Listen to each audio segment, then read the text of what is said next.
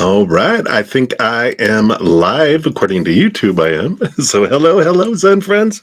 Happy Saturday morning to you. Happy August to you. Can you believe it's August already? And of course, happy weekend, Saturday morning. Hope you all are doing well. And I'm excited, as always, to see what Spirit has for us today.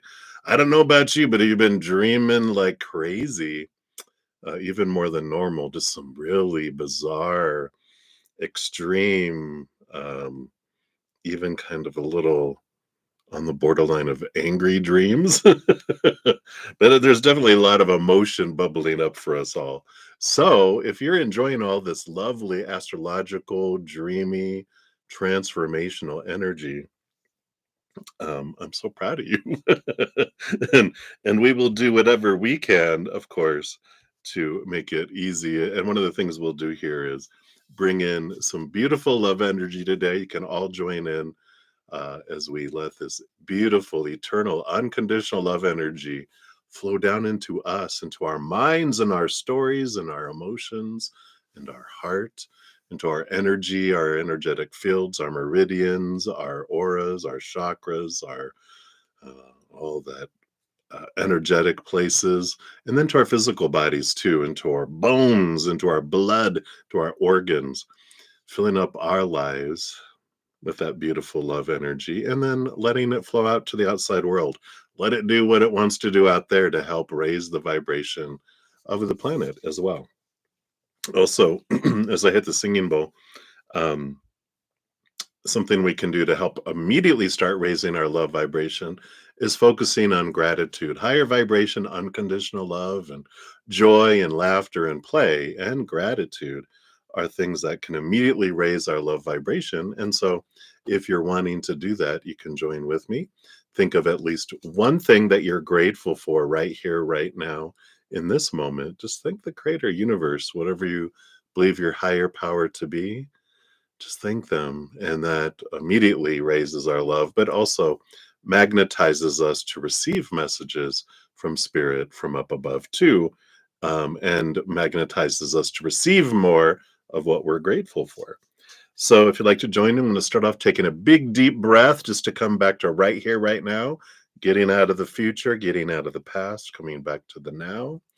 And I'll do that by taking a big deep breath, hold it for as long as feels comfortable, and then release. And then we'll go into the singing bowl. So we'll start. Big deep breath in.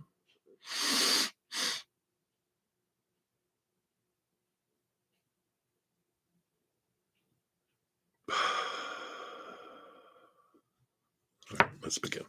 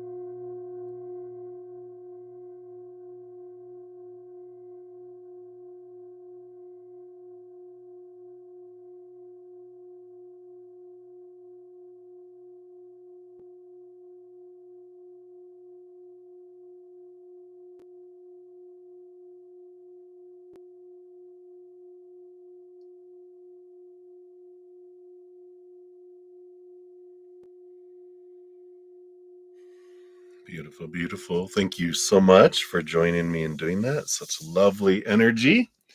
Let's put her back on her little shelf back here. So she can watch over us. So hello, everyone. So happy to have you here. If you're new to my channel or new to these readings, welcome, welcome. I'm brudda-zen. We got a great group of Zen friends with huge hearts, great senses of humor.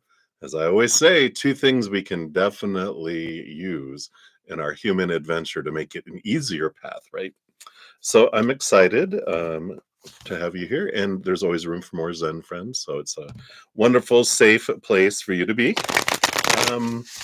What else do we want to know? Well, it's just how the whole process works. It's all listed down in the description box of the video. We do prioritize donations first. That's how I make my food money, which is very important to brudda-zen. I do step outside of the free readings, dive deeper into those, meaning I pull more cards for the donations too.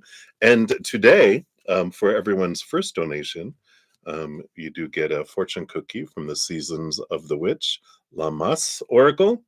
And then for any additional donation after that, for the second donation anyway, you get a soul coaching fortune cookie at the end of your reading. So we have those. If you want to make a donation, you can use the super chat down below, or in the description box, it does talk about my Venmo, CashApp, PayPal, and Square. So whatever you want to give. I have no set amounts for donations. So whatever you give from your heart, it's always the perfect amount.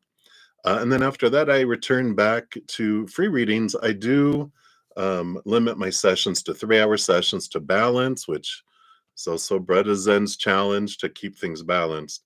So I limit to 3 hours. And then, so whatever I don't get to during these sessions. Donations, I always complete.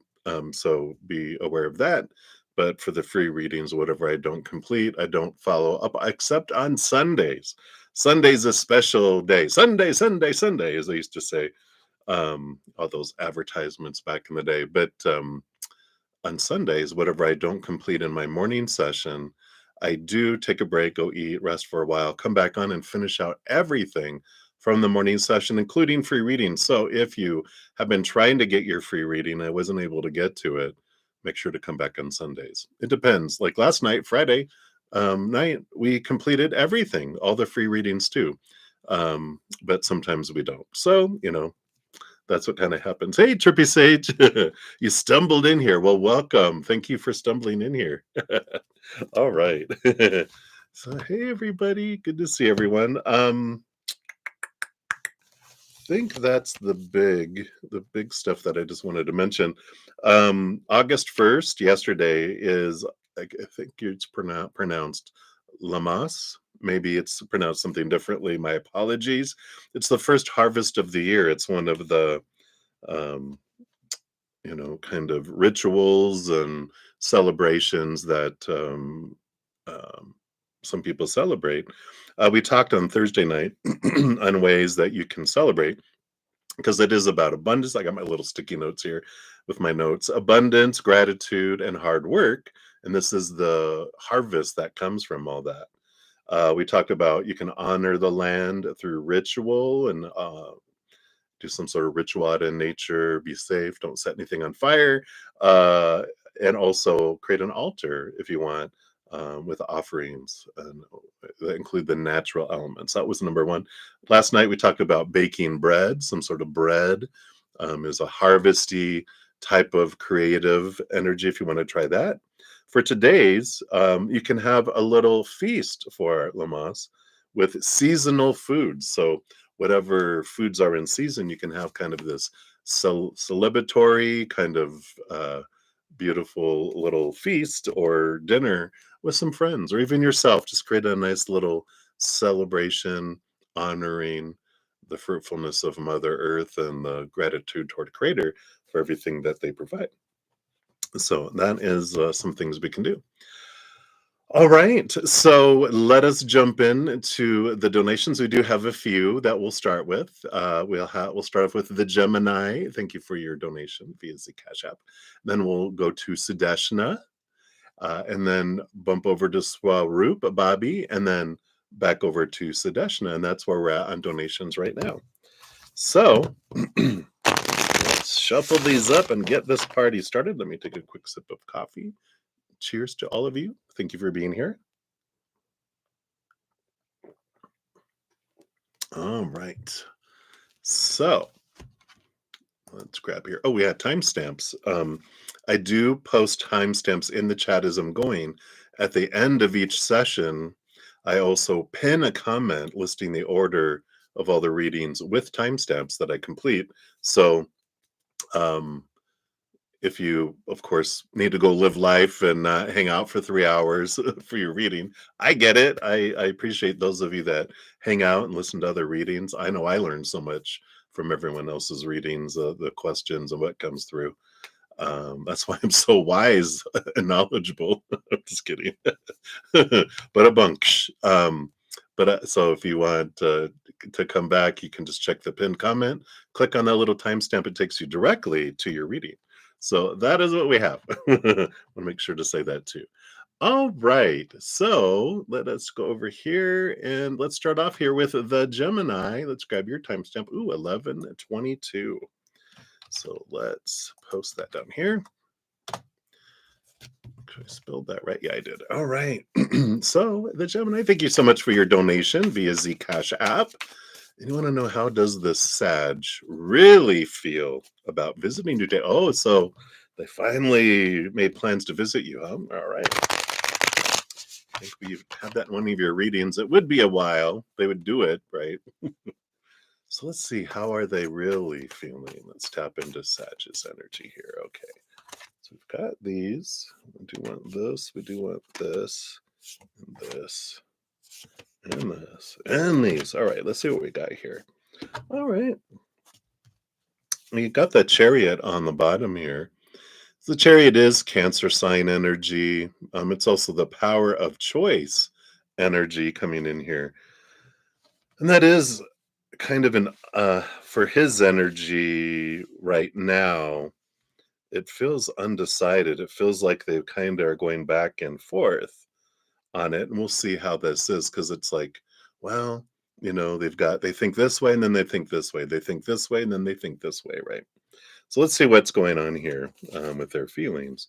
They do have the Nine of Cups. So there is this feeling of fulfillment and overflowing kind of heart energy, and the Six of Pentacles, which is an equal giving and receiving energy. So, of course, very Sagittarius, bubbly. Or maybe they're not considered bubbly. They'd be like, what do you mean bubbly? I mean, full of joy and full of energy, right? So this is this happy energy, looking for this equal give and receive kind of energy coming in. So let's see what else we have here. Yeah, we got the Ten of Cups, overjoyed. It's a very not so it's I haven't seen Wands energy yet. We still have a few cards to go. Wands energy would be the passion, would be the, motion energy.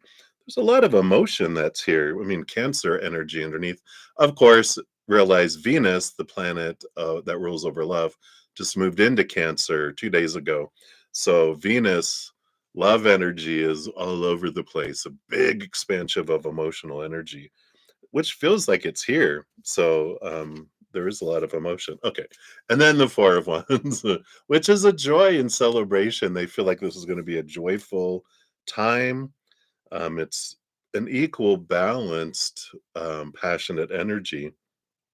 So it's like focusing on excited, and there's joy to see you and to hang out. So let's see at the energy. We got two cards underneath the surface here. Let's see what this is about. Yeah, we got the Fool card. No expectations.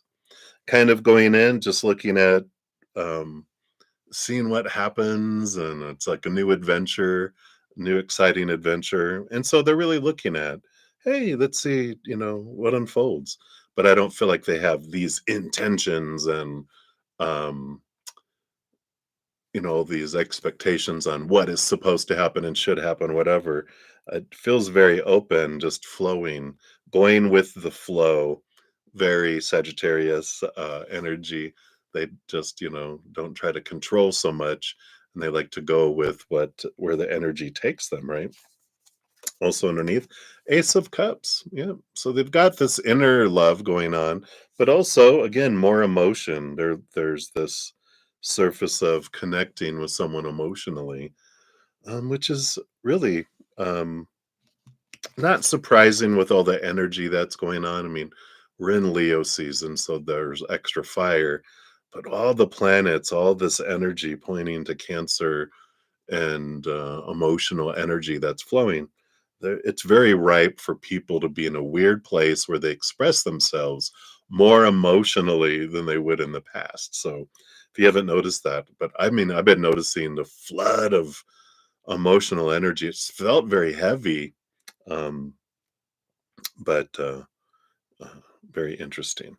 Let's see what else comes in here. We've got the Judgment card. Yeah. So here is the calling, seeing things from a different perspective, a higher perspective, and the Six of Swords, too. Again, leaving old ways of thinking behind. Also, it's like expectations, leaving old ways of thinking and mental expectations behind. Again, all this seeing things from a different perspective and moving from choppy waters to calmer waters. So they're excited to catch up with this communication and see what's going on and try to gain clarity too around you and what's going on between the two of you as well. So it feels I mean, full of a lot of emotion. So I like this for you here, the Gemini.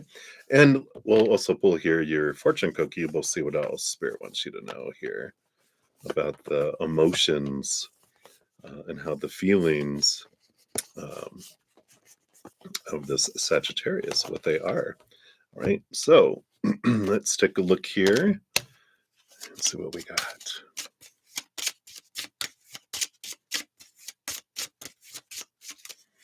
Okay. Right, here we go. And you have grapevines, card number 25. Like these cards are so whimsical. Call on your desires as this is the time to ask and receive. Whoa. La la la la. All right. Let's take a look here. Let's see what we have. The keywords, the energy of this is about indulgence, creation and manifestation, and attraction. Says all vines are associated with attraction in one way or another because of their ability to reach out and grab hold of nearly anything they touch. Grapes, specifically, are associated with attracting abundance, indulgence, and luxury. And when grapevine appears in your spread, um, it is a sign that any recent hardships are in the past and you can begin to splurge a bit more on developing material comforts. Ooh la la. This is a very positive card that represents the sweet life. You are or soon will be living a much more confident, grand life of some leisure and will have the chance to slow down after developing some financial independence. While you haven't achieved all of your goals just yet, it is clear you have achieved most and should allow yourself the rewards that come along with your success. Additionally, if you receive this card, it's an encouragement to ask for more. Ooh, you are still in a period of good fortune and manifestation. So anything you put your energy into will lead it to a positive outcome. Don't be afraid to be bold and ask for what you want. Whoa. If you don't receive it right away, speaking your desires out loud to someone is all that is required to attract it to you. Wow. Well, there you go. Woo, woo, my. All right. So that's what they have for you, the Gemini. I appreciate that. So many blessings to you. All right. So let's take a look here. Yeah, thank you, Johanna, for answering. And Kita, I don't see a super sticker that came through for yours. So maybe technical difficulties, right? Knock on wood. We're in Mercury retrograde, but let's just Push all that energy. Thank Mercury retrograde for its wonderful positive energy. Hey, Libby, hey, how you doing? Good to see everyone. All right, so back on track, brudda-zen. So let's take a look here. So Sudeshna, let's grab your timestamp here for your first one. Put that around here. There we go. So let's give that a love and a like since it lets me do that. And you want to know how will the next week be for you and what's coming? All right, so let's take a look here. See what we have. What does Spirit want you to know here, Sudeshna? What will next week be for you? And what is it bringing towards you? All right, and I do want this one too. All right. We do have the High Priestess energy coming in here. And the High Priestess, of course, she's an energy of stepping back. She steps back out of the chaos of the world, right? Everything that's going on around her. And she goes into her High Priestess temple to see things from a different perspective, to connect to the spirit world, look behind the veil, look behind um, the scenes of what is going on in the physical world, but really what is the higher reasons. And she dives deep into her emotions too, and discovers a lot of hidden and unknown things. She brings things to light. She trusts her instincts, her empathic abilities, her spiritual gifts, right? She really gets in tune with it. So I feel like that's an important thing to do. Make sure you step away from things as well. Let's see what this week is bringing you. We have Two of Swords. So just some decisions to be made. There is a battle between the head and the heart. We talk about that a lot, right? Where,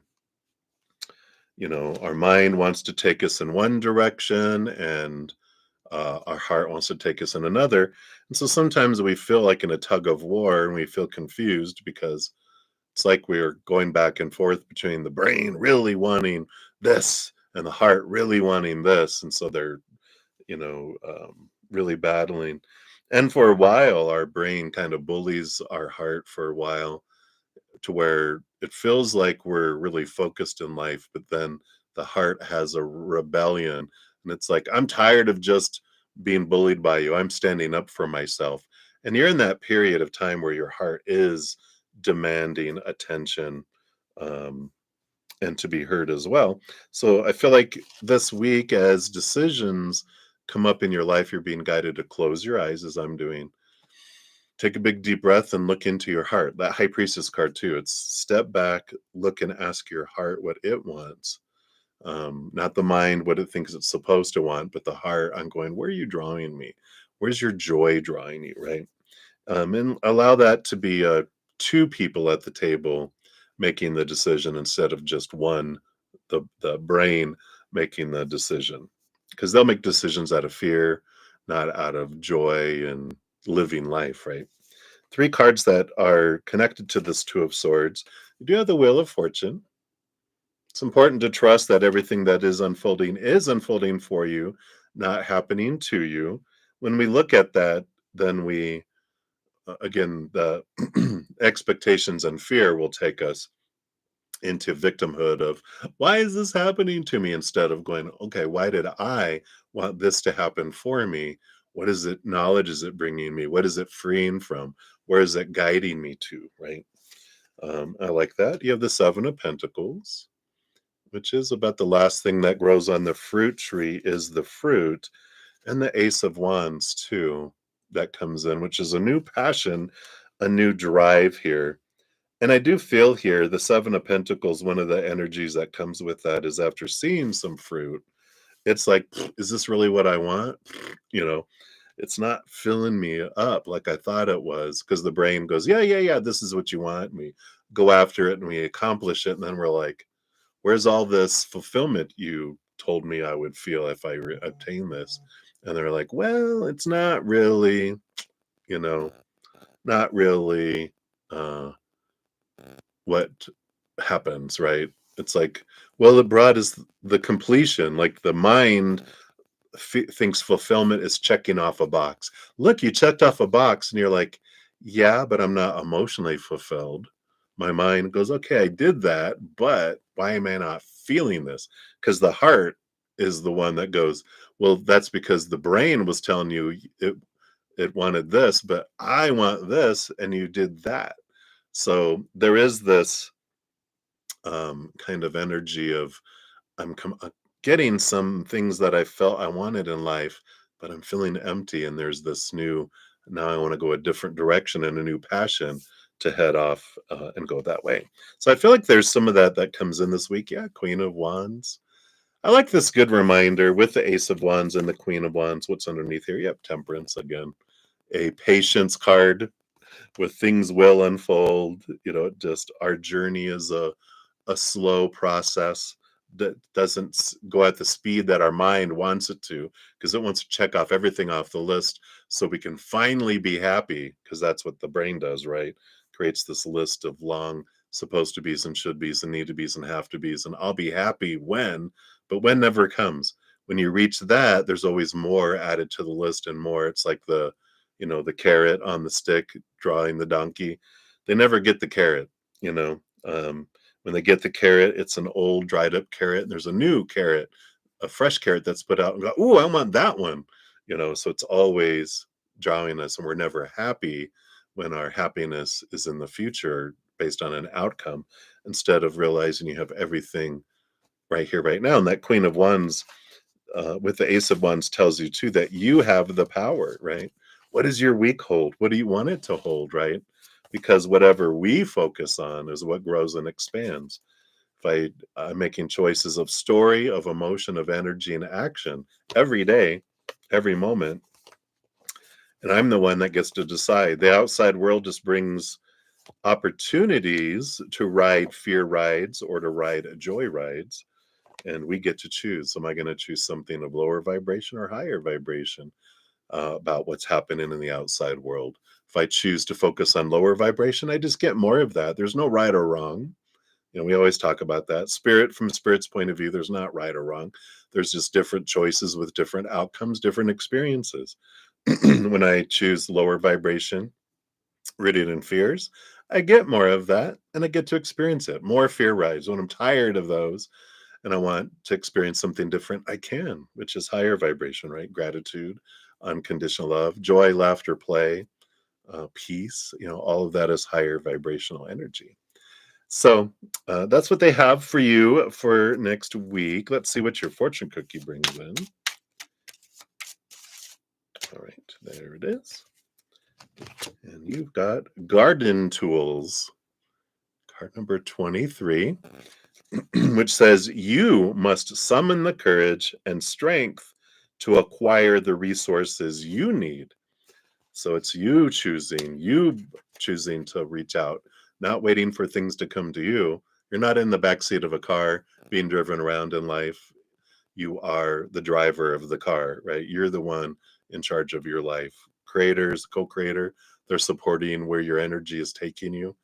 Um, but so it's not us going, where should I go? And they're going, oh, go here, take a left, take a right, go here, go here, go here. They are going, where do you want to go? And that's where it's left here. Keywords: being prepared, proper skills, and knowing your trade. So tools make mastering a craft so much easier. Imagine the days when our ancestors had to sow, tend, and harvest without proper instruments. It's challenging enough today, even with access to the best tools in human existence. Of course, they may do, but there's a reason why various gizmos and machinery were invented, so we don't have to struggle as our ancestors might have done. There are times when resourcefulness and making do with what you have are noble pursuits, but this is not one of those times. Cutting corners will result in equally limiting success. You are in need of more skills, better instruments, mentors, or other ways to grow if you're going to continue down your path in a successful way. In the emotional realm, pulling this card could be a sign that someone is being manipulative or isn't being honest about how much they have to offer. There is a tendency to make a lot of promises, but ultimately, they may not be equipped to follow through. In a financial reading, this card can mean cutting corners will lead to costly mistakes. So you might save a few bucks for now, but the long term results could be devastating. Be sure to build a strong foundation and learn as much as you can before signing contracts or moving forward with any plans. I like that. Especially don't go just off the mind, drop into the heart and get information from there too. So I like that one for you, Sudeshna. And we'll circle back around for your other um, one here in a moment. Let me just grab some of these additional ones. I'll let everyone know where we're at here. Okay. And then I think here, let me look at some timestamps. Let me grab your name here.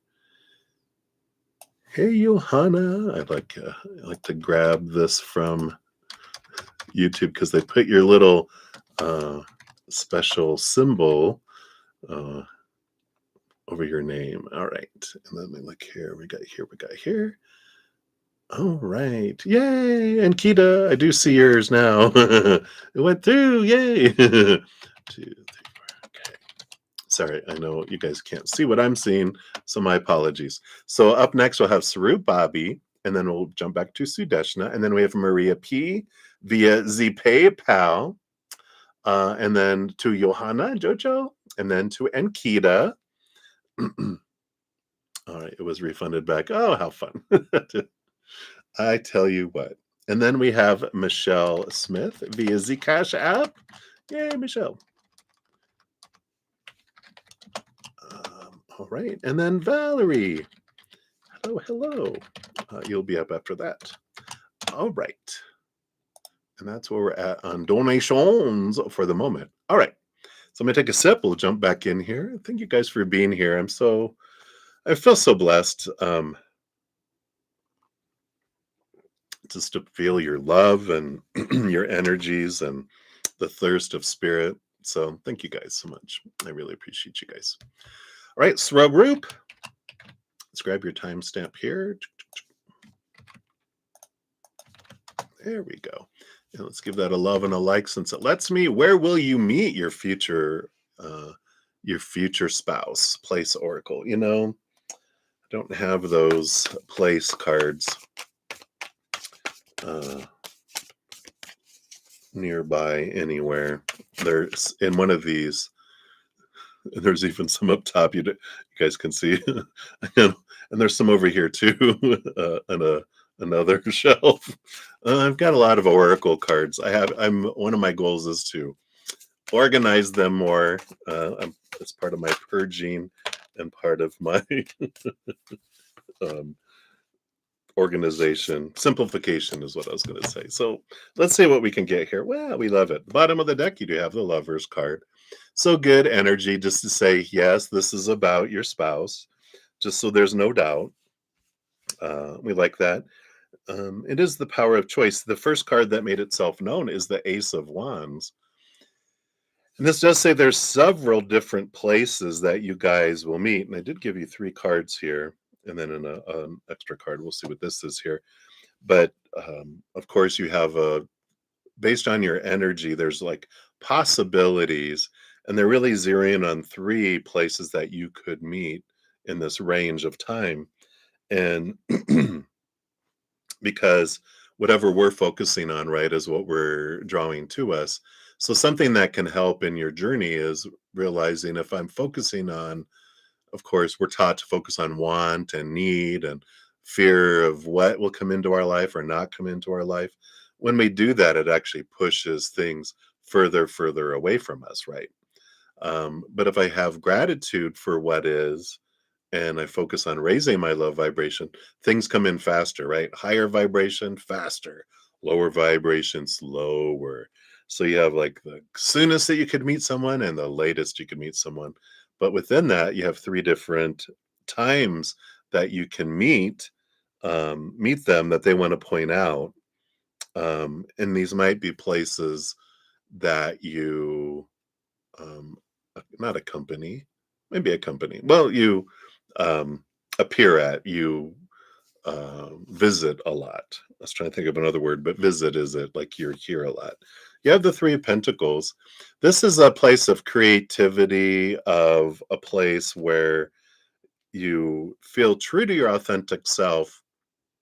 So it's a place where you feel like you're expressing yourself through some sort of creative way, whether it's music or art or creation of something, the kitchen, fixing food, somewhere where you just feel like you're a part of a group even, but it's a creative group. And I feel like that is one place that you'll meet them. And I feel like the Three of Pentacles really coming in here about your physical circle of friends in the outside world. I feel like that's one place where you can meet them. So they're going to be a friend of a friend kind of energy with that. The second one you have is the Three of Swords, another three. Three of Swords is it's going to be an unexpected place. This is bumping into someone. It's going somewhere where you normally wouldn't go. And you wouldn't be like, ah, this isn't something I normally would, expect to meet someone and bump into someone and have that spark happen. But I also feel like it's somewhere you normally wouldn't go. This other one is somewhere you go a lot. This other is like a one-off situation of someone going, hey, you want to go to, like, let's say you want to go to this comedy show, and you're like, what, I'm not really into that. They're like, come on, I won some tickets or whatever, and you're like, all right, I will go because it's your birthday, I'll go. And while you're there, other friends brought someone else, and again, it's this kind of offset, but I feel like it's because you're attending something you normally wouldn't, that you bump into someone that brought someone that normally wouldn't go to it either. So it's like this um, miracle that you guys would have met if you reflect back onto it, if you guys meet at that particular situation. And then the third one is the Two of Wands. The Two of Wands energy here is an interesting energy. It's like the Ace of Wands, but the Two of Wands is planning, planning, planning, and then putting together something here. What is this about? Because it's like you meet them when you're trying to plan to do something in your life. And I don't know if this is like what I'm seeing in my head is both like a college and a travel agent. And this is the kind of just the feeling of it is what they're trying to show you. It's like if I'm um, needing to plan to go to, like, um, I don't know, like, what do I want to do with my career or my college degree or whatever. So I'm waiting to meet with my advisor. You bump into someone who's also waiting to see the same advisor, and you're like, oh my gosh, it's there. Or they're the assistant to the person you're going to see, and you get to end up talking with them and you hit it off. Or it's like a travel agent. You're trying to plan some sort of trip, and so you go and you're talking with them and you hit it off. Or they're also planning a trip to go to the same place. So it's that kind of energy of plans that are being made, something that you're doing, you bump into them in that kind of a situation too. You have the Queen of Cups. Trust your gut, trust your intuition. With all of this, if you are, and I like that, following your heart, both with the Lover's card and the Queen of Cups. Queen of Cups rolls over the cup suit of emotion with the King, but she also, all queens get a second portion of cups. So she's got two portion of cups, makes her the master of emotion. But it's about empathic abilities and following your heart, and know that you're being drawn when you're like, I normally wouldn't go do this, but I really feel drawn to go do it. Follow that. Follow your passion. Do things you love, because it's in doing that and following your heart is when you bump into each other, not the mind trying to fix up things and trying to plan and plot that I'm going to meet someone this way. It's following your heart that leads you that way. So hopefully that helps, Swaroop. Let's see what your fortune cookie brings in here too. You've got prayers to the earth. Card 34. And that says, become present with the blessings you already have. May gratitude fill your heart. Yeah, and that comes back to that. I don't know if did I finish talking about that? Because if we focus in on what I'm missing and all of that, yeah, I did talk about that. We end up pushing things away. But when I have gratitude for what I do have and thanking the creator spirit for bringing the perfect person in the perfect way, in the perfect timing. I know that last one's rough, right? But this is gratitude. Focus on gratitude is the best thing we can do. Focusing on want and need, like I want to meet someone, I need them. Push, push, push. It pushes it further away. So I like this reminder and emphasis on gratitude is the key, which is so prayers for the years about gratitude, acknowledgement of blessings. Says many, if not all of the practices for all of the sabbats are born out of a deep gratitude for another day of life, another morsel to eat, or shelter from the rain. These celebrations were moments to pause, reflect, and express sincere thanks for all the blessings, grand and small. In today's world, however, it's so easy to get swept away by the desire for more without taking the time to acknowledge all that you have already. From the breath in your lungs to the shoes on your feet, there's always something to give thanks for. You're being called to shift your focus from what may be lacking or incomplete and direct your attention to everything that's already present in your life. Share your appreciation with others. Thank the rivers and the clouds and celebrate all that you have not had to endure. Open your heart and let gratitude fill in any empty space or feelings of lack. You can't make it up. The more time spent in gratitude, the more you will fertilize the energy of growth and transformation. Yeah, I think that's what we'll leave it at there. So that is what they have for you, Swaroop. I love that for you.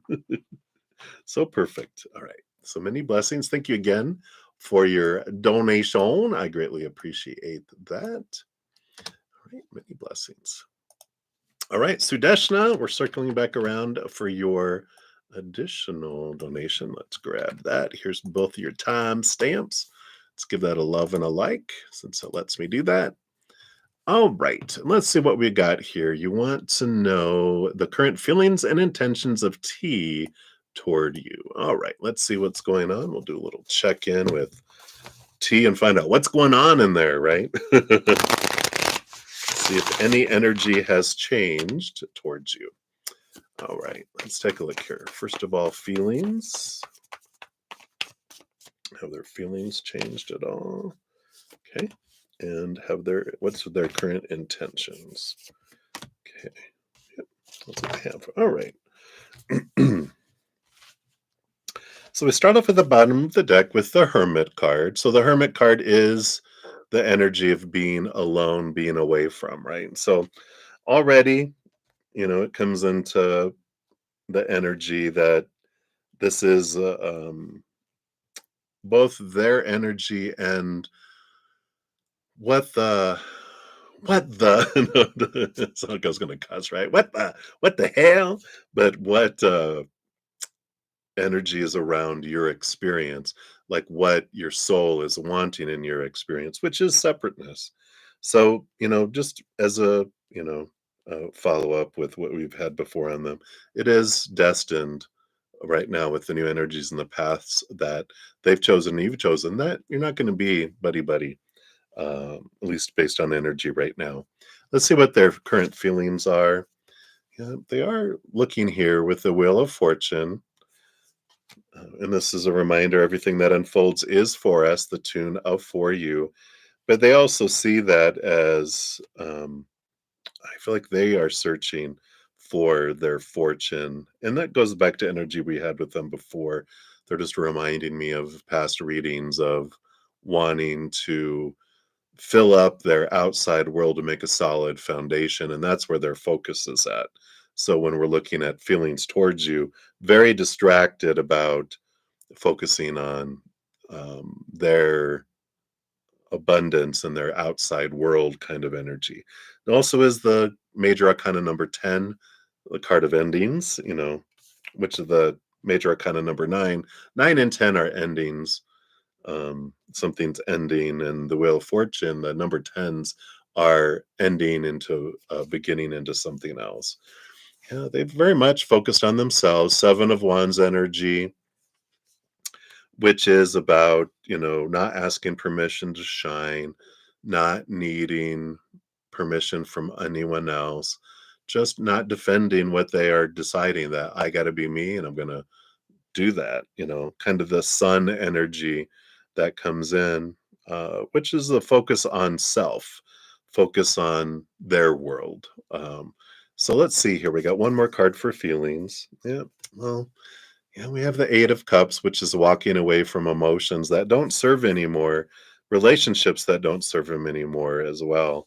So it does feel as if they've moved forward, with that energy here. So just confirmation of that, which, when we look at why would they want to walk away from me? Well, you know, when we realize that everything does unfold for us, then we also can realize, that when, like the tower that we got all the time, well, not all the time, but several times when we've asked about them, people are removed out of our life for us, and we're moved out of their life for them so that the space is there for something that's more in alignment for who we are and more in alignment for who they are and where each of you want to go. If we truly love someone and we truly care about someone, if they want to go somewhere else, then we let them because we know that's what they want to do. And if I love them, then I'm going to let them go be who they need to be. But generally, it's I want them to love me. I don't care about what's going on in their life, right? Because humans, like that Seven of Wands, we get focused on us, and that's what they're at. They're focused on them. So that's what's coming in with their emotions, their intentions. Three of Wands. Three of Wands is a change of direction, going in a different direction than was thought that it would go. And the World card, yep. Ending of an old cycle, the beginning of a new adventure. Endings and beginnings going in a different direction.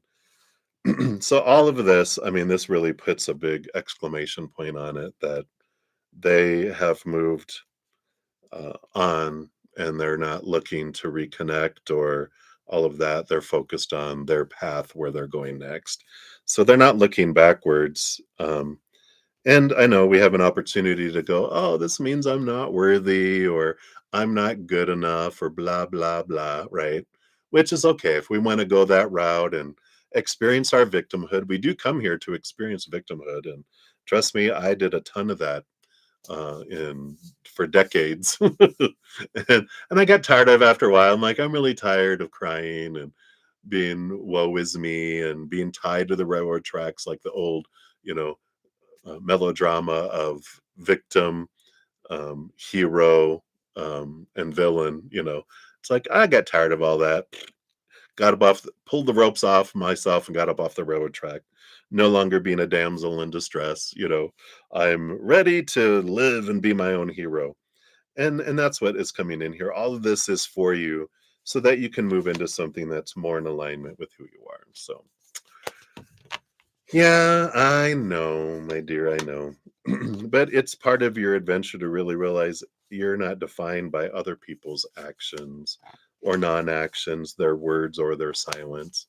You get to define who you are, and this is part of your journey to understand that and to have it, really reaffirmed so that you get your power and you're not feeling like you're at the whim of the outside world like a puppet on strings because someone does do something or doesn't do something, says something or doesn't say something. That doesn't define who I am. They're just telling me more about where they're at in their life, not my worth doesn't change because of someone else's actions, right? And your fortune cookie for this one, yes, power, boom, as we're just saying. I love elephants, such powerful energy.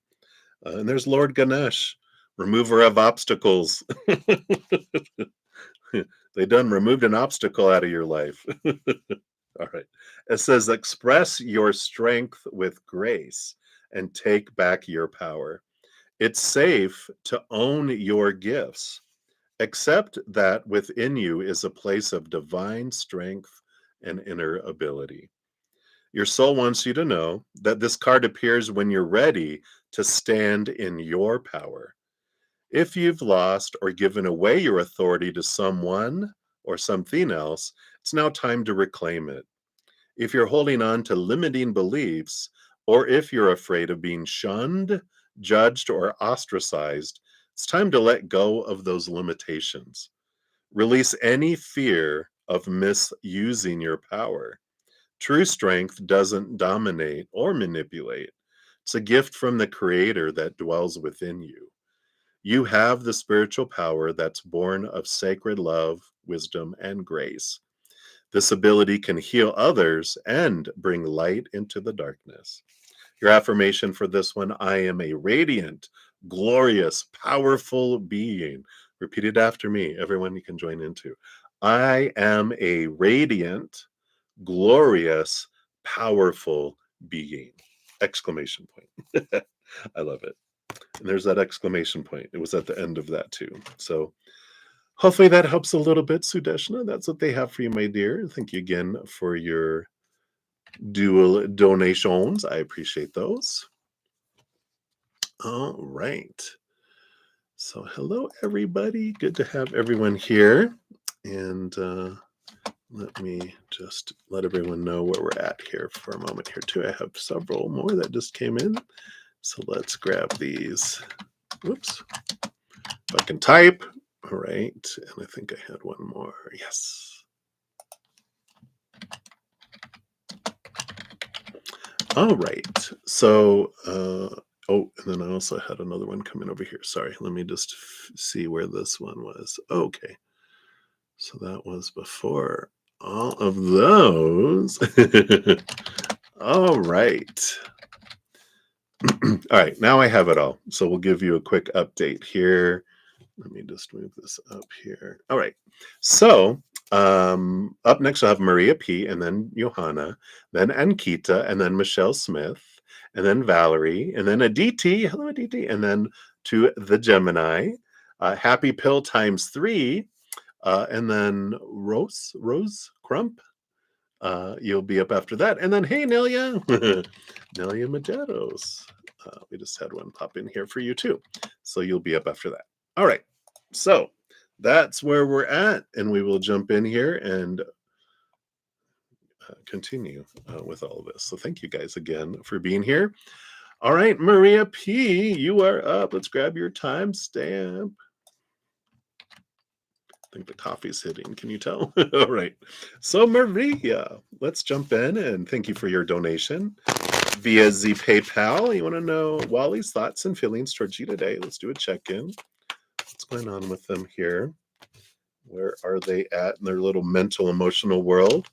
Are we having a movie night? See, based on current energies, are you having a movie night? Anything Spirit wants you to know? Okay. What's Wally up to today? All right, thank you. And updates on the dark side. Anything Wally hasn't told you but will. Oh, I'm sure, but maybe it's a secret. We'll find out. Does he know you want to come over tonight? All right. There we go. So, Wally's thoughts and feelings. We've got the Chariot card and the Page of Pentacles. Yeah, and this kind of carries over. I feel like this was a little bit of the energy yesterday with the power of choice, the power of movement. The Chariot card has a lot of it's Cancer energy. So, there is this energy of emotional choices that are coming through with the Page of Pentacles, which is they're in this little planning for the future kind of energy, kind of what I want to do next and the choices. So today feels like a lot of that carryover of all this energy they've been feeling and enjoying. That, how we talked about they didn't want external pressure of them making choices. They just resist that, right? Like we all do, all humans do. But when our emotions nudge us to make choices, that's different. So their heart is changing, the heart is expanding, the heart is wanting to make different choices that are, of course, positive choices, about how more do we want to expand and express this love in their heart? So I like that for you. We'll leave it there for now. Are you having a movie night tonight? To hear fun, seeing things from a higher perspective.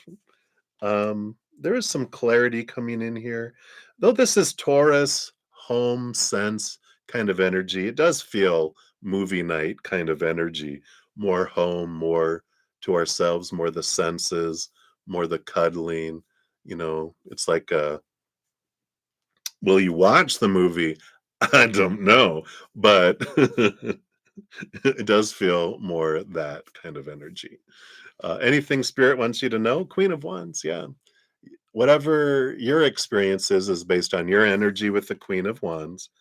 Whatever you focus on is what grows and expands, right? So there is that energy of, you know, again, if we focus on what we feel is missing or need and want and fear, well, that's what we get.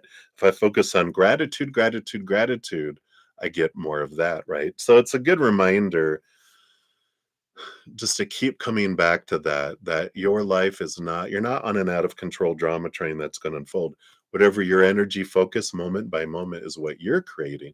It's like you are the movie projector, and whatever your focus of your energy is what you're projecting to the outside world and drawing. It's how you see the world and what you draw towards you too. So if I fear someone's going to do something bad, then I'm gonna see, and I'm gonna get the supporting evidence that I see, and it's gonna draw it toward me too.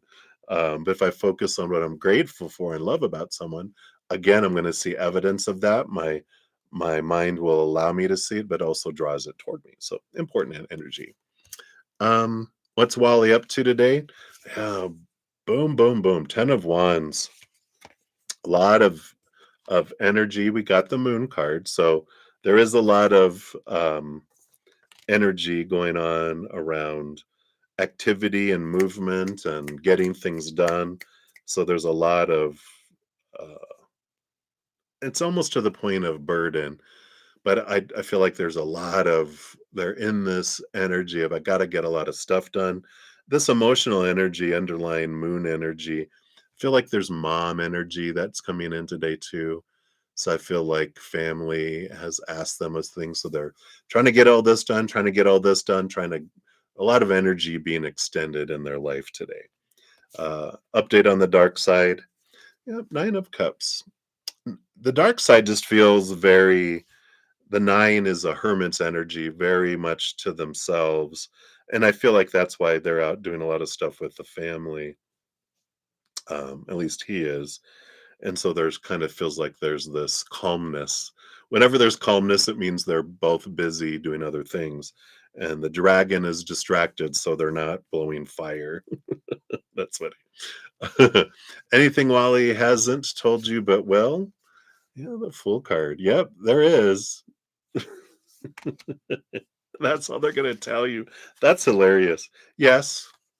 All right. And you're like, well, what is it? What is it? Well, with this, the Fool card, um, it's about freedom, it's about adventure, and I do feel like there is things here that,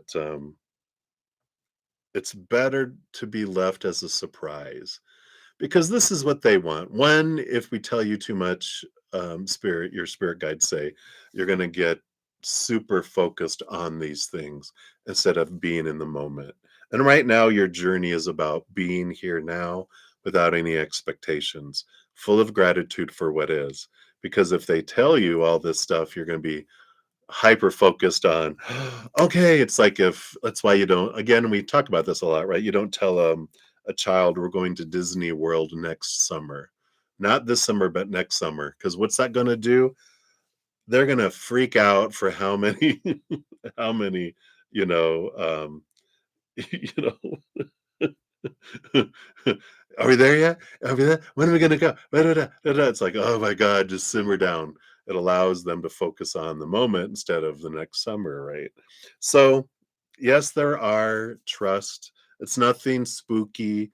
It's all adventure. Okay, we'll leave it at that. That maybe will help. Does he know that you want him to come over? That you want to come over tonight? Yep, Four of Wands, a joyful celebration. They get it. The Five of Wands, the battle between the head and the heart. Um, so I feel like they do know you want to come over, and the Five of Wands, it's not like that they don't want you to. It's not anything like that at all. It's that they want to, and there's so many people demanding, there's so many conflicts in their day that that's where that makes sense with all that 10 of wands, that they're trying to get things cleared up and trying to make it happen. So there's conflict with it happening, but they're working it out. Very much so with that 10 of wands. They're trying to, okay, what's next? What's next? The family, everyone having these demands. I'm like, okay, we're doing that. We're getting that done. We're getting that done. We're getting that done. I got to be gone by this time. So they're really um, putting all this energy to try to make it happen. Your fortune cookie is Poppy, card number 33, which says pause for a moment to reset and reconnect with your soul. So whatever happens, um, of course, it's time for you. So if things don't end up happening, which I'm not, I feel like it's still, they're still working things out to see if it can. But because the key words are dreaminess, rest, and pleasure. Oh, but it's about taking the time to rest and recenter as well. Says receiving the poppy card suggests you've been pushing yourself too hard, and as a result, you blocked your ability to dream, imagine, and explore ways to bring more pleasure into your life. And that can be, you can be super focused on one person, one way, instead of going, there's other things that can bring me joy and pleasure in my life too. Not meaning another person and dating someone, not that at all, but different things that can bring you joy. Again, this reminder, they're not your life, they're a part of your life. But are you giving up other things that you enjoy doing because I'm making them my life? It's a good reminder. That used to be my tendency. So I get it. You're being urged to take an immediate break, to step away from the many demands you've experienced recently. Your soul does not have an open channel to share with you guidance, ideas, and other ways to experience growth and healing when your mind, heart, and body are too tired to be truly present. Are you running on empty? Do you feel as though your mind is clouded, your judgment is off, or that you're not receiving meaningful guidance? These are signs your soul is desperately encouraging you to slow down, recharge, and honor your well-being. More rest is needed before you're in a place to receive the answers you seek. In relationships, Poppy encourages you to establish healthy boundaries and make me time a bigger priority. Uh-oh. A break for personal reflection could lead to more clarity, healing, and growth. So I like that. Yeah, there's this, I'm not going to read this, but it says reconnect with your soul gratitude. So there is coming back to gratitude energy too. So I love that for you, Maria. That is what they have for you. So many blessings to you. And we'll move this up here. And Kita, we have one more. We have Jojo and then you. So almost there. Almost there. All right. So, yay. All right. So, Jojo, you are up. Let's grab your timestamp here. All right. We got 10422. Hello, hello. Let's see here. You're up here. Scroll, scroll, scroll. You got the black kitty. Thank you. I love cats. So, Jojo, thank you for your donation. Hope you're doing well. And let's take a look here. And do we have your question here, Johanna? Let's see here. Don't see it there. Don't see it there. Oh, general reading. There we go. Saw it. Saw it. Saw it. All right. So let's see what spirit has for you. So, Jojo. Hello, hello. Oh, no problem. No problem at all. All right. I know you're at least awake, right?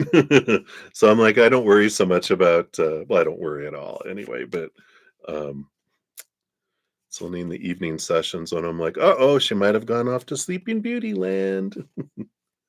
Let's see, there aren't those there. We've got one, two, three. Interesting. Let's see what they got here. Because you got the Two of Swords. It's 9 p.m. here. You're always sleeping. You're funny. Two of Swords is about decision making and being at a crossroads. Underneath that, you do have the Four of Pentacles, which they're bringing out here, and the King of Wands under that, which is the power of choosing as well and making plans to choose. But the Four of Pentacles feels like home and place. I don't know if you have been thinking about moving to somewhere else or changes in your residence. But it is about change in your outside world. I'm being drawn to the four walls, you know, of you know, of um, of a building, which can be home, but it also can be job or different things like that as well. So it's very interesting. You might be coming up here. You've been okay. So thank you. So let's see what they want you to know about this because I feel like they just want to give you a little guidance around it. So one, you have the Four of Swords, which is peace of mind, rest, letting go of expectations, and seeing things from a higher perspective with that resting on the Ace of Swords. So in a way, it's like try to step in, or at least question those expectations your mind of what a place is supposed to be, needs to be, has to be, but getting out of the head and getting more into, the heart. Where's your heart leading you? Which is what you've been really learning a lot this year is to kind of balance things out. Um, you know, we take that as advice and opinion from our brain, but then we can also look at our heart and go, okay, what is this, you know, about, right? Um, yeah, let's see what else I want you to know here. Wow. Four of Pentacles, Four of Swords, Four of Wands. There is this balanced energy. Doesn't feel like there's this need. Again, that's the joy card, right? Follow your joy. Uh, and rest your mind regarding your outside world. I just feel like I need to take a big deep breath and come back to this moment, get out of the need and the rush to decide and just kind of sit back and rest and find this stability in what does my heart want, right? Close my eyes. That's what the Two of Swords does, right? I get out of my head, and by closing my eyes, leave the mind, go down the spiral staircase to the heart, knock on the heart.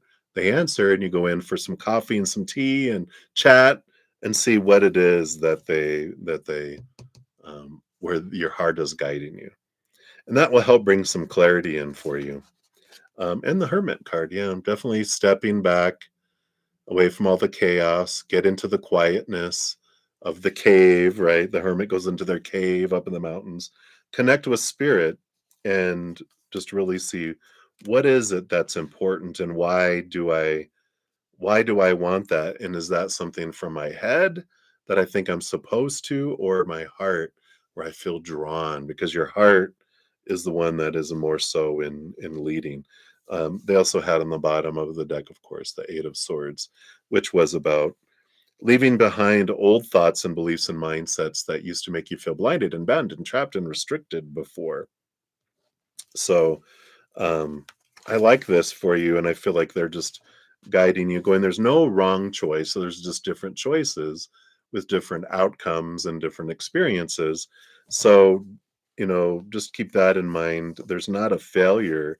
There's just different experiences, and everyone. I loved this. There was this. I love. If I scroll on Instagram is where I kind of hang out.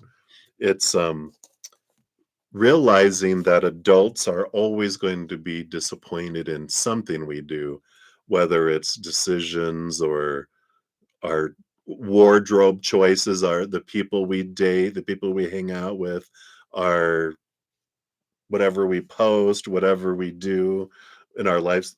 Adults are always, and adults all get, we all have the right to have our own opinions, and we will, and everyone does have opinions. We'll never satisfy everyone 100%, right?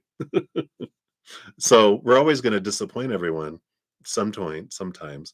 And that's their right. They can be disappointed as much as they want. We can let them be disappointed. But I get to I'm going to follow my joy for my life instead. So I like that. All right, let's see what else we have here for your fortune cookie. Whoa, okay. There we go.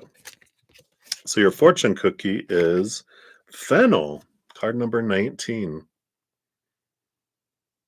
Here's your birds. Don't you get birds a lot? There is nothing to fear. Trust that everything will work itself out. I love it. What a great message. Fennel. Let's see. Here it is. Keywords: protection from harm, strength in dark times. It says, darling, receiving this card is your sign that you are safe from harm. You do not need to worry that what or who have asked about that you've asked about is wrong or misguided, or that it is malicious in its intent. You probably experienced much heartache over your years, and as a result, you are hardened and suspicious of the intentions of others. There was a part of you that facilitated these feelings to protect you from further harm and give you the strength to make it through your challenge. But now you can move forward knowing that what you have inquired about will be a blessing for you. I love that. I'll stand by you, right? And this is that, like the Eight of Swords you had. When our heart experiences pain or fear or punishment, our mind jumps in to try to create thoughts and beliefs to protect us, but you don't need that protection anymore. That's what this is about. Letting go of the old mindsets. I don't need them to protect me, because it's like you got to fit in, you can't stand out, so you need to obey all these things. And uh, and so I feel like, and it's funny, they want me to adjust my camera to include this light, this blue light. They're like, it's just an adjustment so you can see things differently. And I love that. The blue light special of Kmart over here. But yeah, so I love that. It says an alternative meaning for this card is safety after a period of dark times. If you recently experienced financial or material loss, heartbreak, or general destruction in your life, receiving this card is your sign that the worst is over. There may be a long road of recovery ahead, but there's nothing more to fear. So I like that. The blue light. That's funny. I didn't even realize that I had adjusted my camera and you didn't get to see the beautiful light. So now everyone gets to experience the beautiful light because we've made an adjustment of our viewpoint. Wow, deep, right? All right. So that's what they have for you. For this one, I see you made another donation. So uh, you'll put your second question here and we'll circle back around eventually for that. All right. So thank you, my dear. Love that for you. All right. And Kita Moore, 1111, you are up. Let's grab your timestamp here. And I am going to put the question here. I won't fall asleep. Yeah. Yay, Ankita. Glad you're here. All right, let's scroll up here. There we are. So thank you for the black cat. I love felines. So thank you for that and your donation. So your super sticker question, what's coming towards you in career? Basically, will I clear my September exam? All right, let's take a look here. And I'm sorry that you had that. Sometimes weird things happen with YouTube donations. So glad you got refunded and that they didn't just take your money. All right. So thank you for that donation. Let's see what we have here. Will you pass your exam? And what else do they want you to know here about your career in, uh, yeah, just in general, but this is your exam in September. So your exam in September, you have temperance, which is alchemy, which is patience. It is something that's been happening for a while, right? Something that you've been studying for, heading toward, um, moving toward, because temperance is like alchemy. It's like 2 cups, and you put the basic, metal in there, then you add your magic, and it goes back and forth and back and forth and back and forth. It is a big patience card, right? And you've been very patient. I feel like if you have attempted the test and not passed um, or something before, but it just feels like things have been feeling like out of whack or you know, um, out of, out of timing. It's about to work itself out, because then what happens here, I love it that we waited for the reveal of the bottom. The temperance is eventually out of nowhere, boom, gold happens.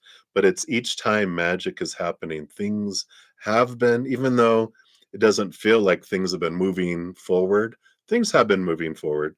You have the world card, which is a victory card, the ending of a cycle.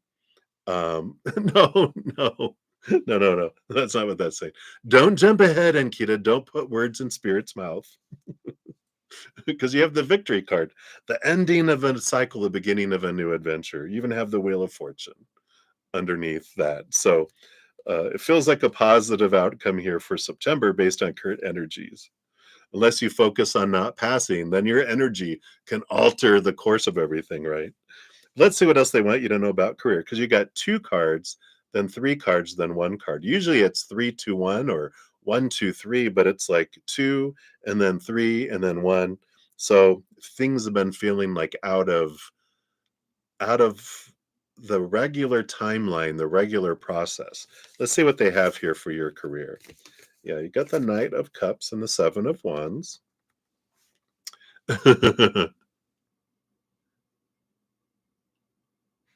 Yes, exactly. And that's whatever your energy you put forward is what comes forward, so I love that. Because here you are, you have the Seven of Wands and the Knight of Cups. Knight of Cups is following your heart, pursuing your heart, and being true to your authentic self and what you are, wanting to, bring, into your life and what you wanna focus on. So there is this energy about being true to your heart and following your heart.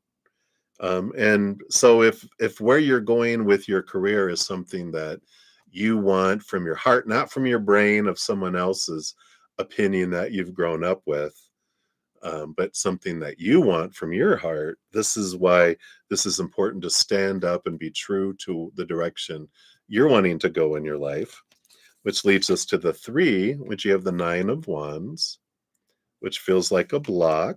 Let's see what else we have here. The High Priestess and the Six of Wands. Six of Wands is another victory card, like the World card. But it feels here like the blocks that have been here, that have been holding you back, you know, it is important for you to, with that High Priestess, to step away from the chaos.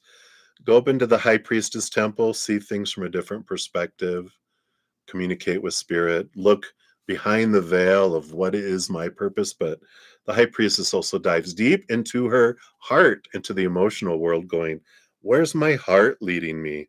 Because once you determine where my heart wants to lead me in my life, We get out of the head of fears of failure because it's like when I know I'm heading towards my dream, I know nothing's going to stop me from reaching my dream, living my dream moment to moment. Because even going to school or studying or whatever, if I'm heading towards my dream, then I feel like I'm living my dream. It's like if someone wants to be a doctor and they're studying, how the human body works and stuff. They're like, oh, this is so cool. Instead of going, oh, God, I got to do this.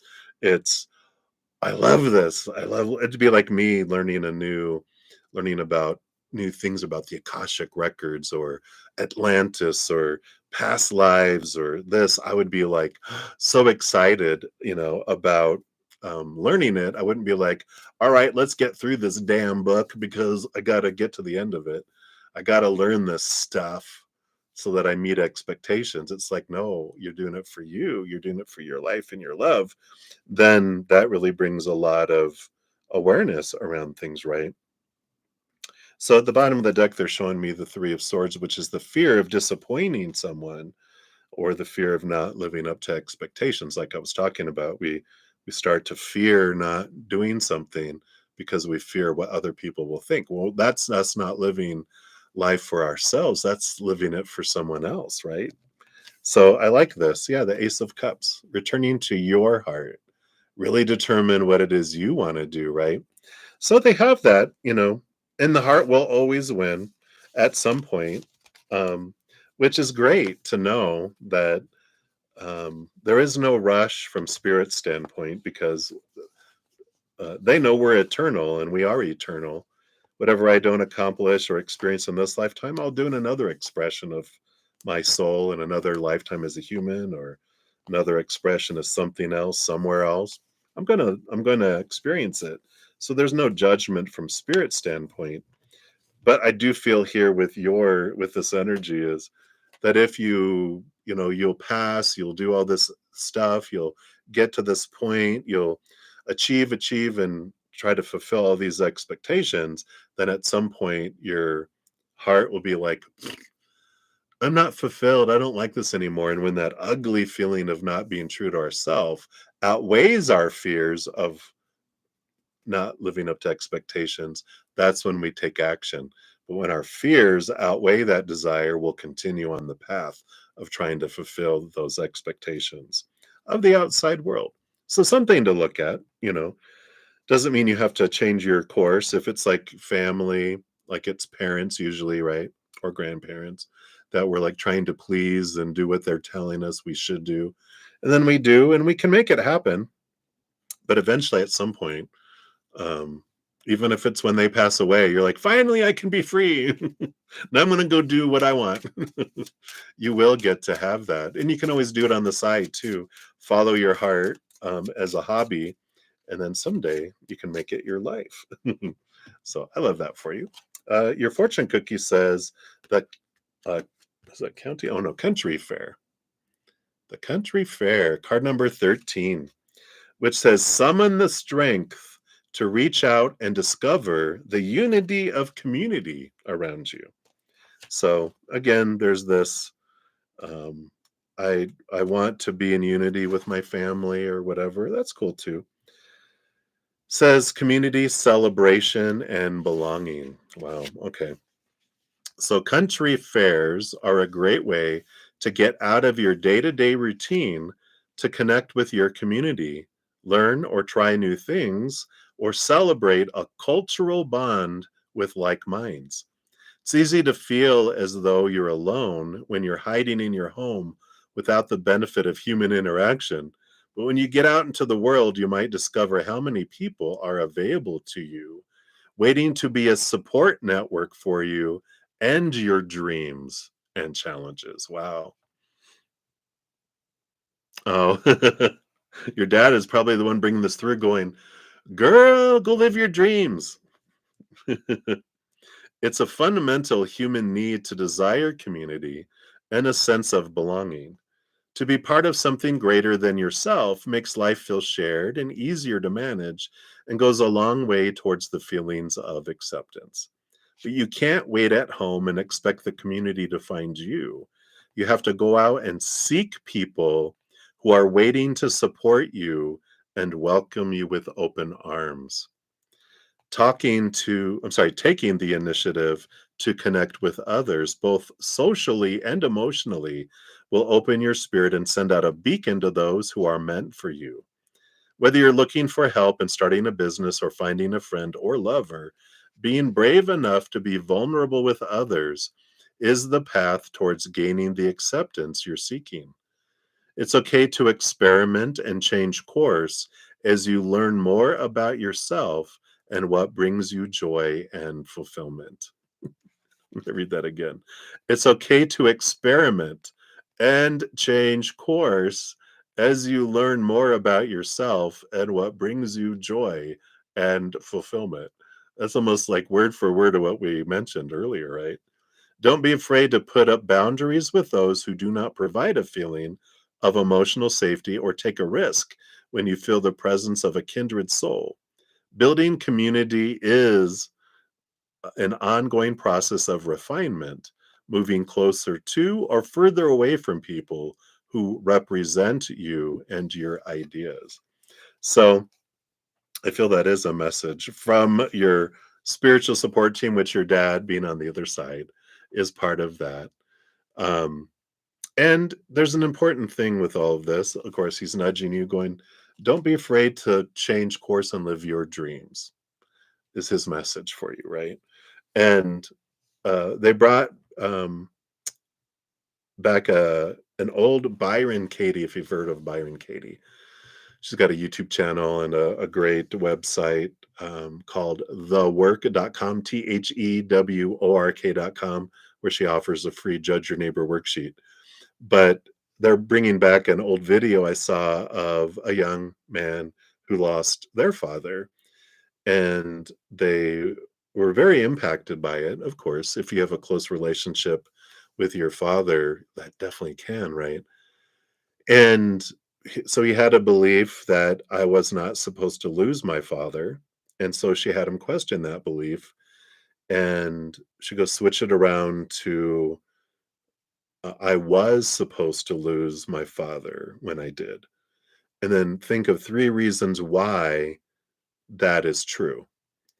And as he sat there, he was like, well, I wouldn't have to step out and step into, because he always depended on his father for his opinion, his advice, all that. And he realized I wouldn't have to step out of that shadow and be true to myself and find my strength. If he was here, I would still be dependent on him, but he chose not to be here so that I could be strong for myself. And I feel like that there's other things within that video too, but that's the big one that is standing out right now. Something to go check out if you feel drawn to go check that out on her channel. You can probably search for her videos on loss of father and to see what comes up if you're drawn for that.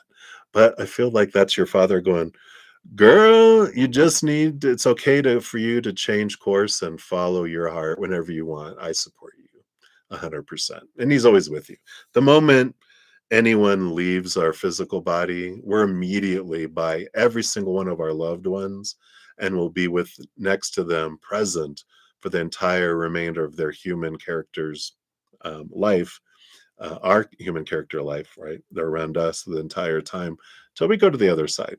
Um, they're always with us, always guiding us, but they're from a place of this being of unconditional love and light as well. So hopefully that helps a little bit, Ankita, or has added extra confusion to your choices. But the whole thing is that you can continue to focus and go that at some point when you're ready, that ugly feeling of not being true to your heart will outweigh your fear. And then you'll make different choices and change, but there's no rush. Enjoy your adventure. You are completely loved and accepted where you're at. So don't feel like they're going to go, oh, there's no judgment. They're like, from spirit standpoint, from your dad's standpoint of where they're at now, there's no right or wrong. There's just different choices with different experiences, different outcomes. And they're like, it's your choice. What do you want to go play on? It's a playground. We realize in life, that because we're taught as humans, life is a classroom and you're learning and there's failures and there's this and that. Like, no, no, no, it's a playground. There's no failure. There is, you know, going around, heading out into, I'm going to go swing on the swings or go on the slide or go over here. There's no wrong choice. It's go explore, go have fun. That's what your dad wants for you. Enjoy your life, love your life. Don't feel like you have to be someone else than you are because you're perfect just as you are. So I love that. Yeah. Rewatch. Yeah. Keep yeah, definitely you have your timestamp, right? I do have timestamps. I think I put it. Oh, there's my it's totally combats my name. Yeah. So you have your timestamp. You can come back to it as many times as you want. And I'll pin at the end of the session, I'll pin all the readings I completed with timestamps. So you could always come back and, oh, there I am. Click, and it'll take you right to uh, your reading as well. So I love that for you. That's what they have for you in Kita. So many blessings. Thank you again for your donation. I greatly appreciate that. All right. So, Michelle Smith, you are up. Look at this. All these ones and threes.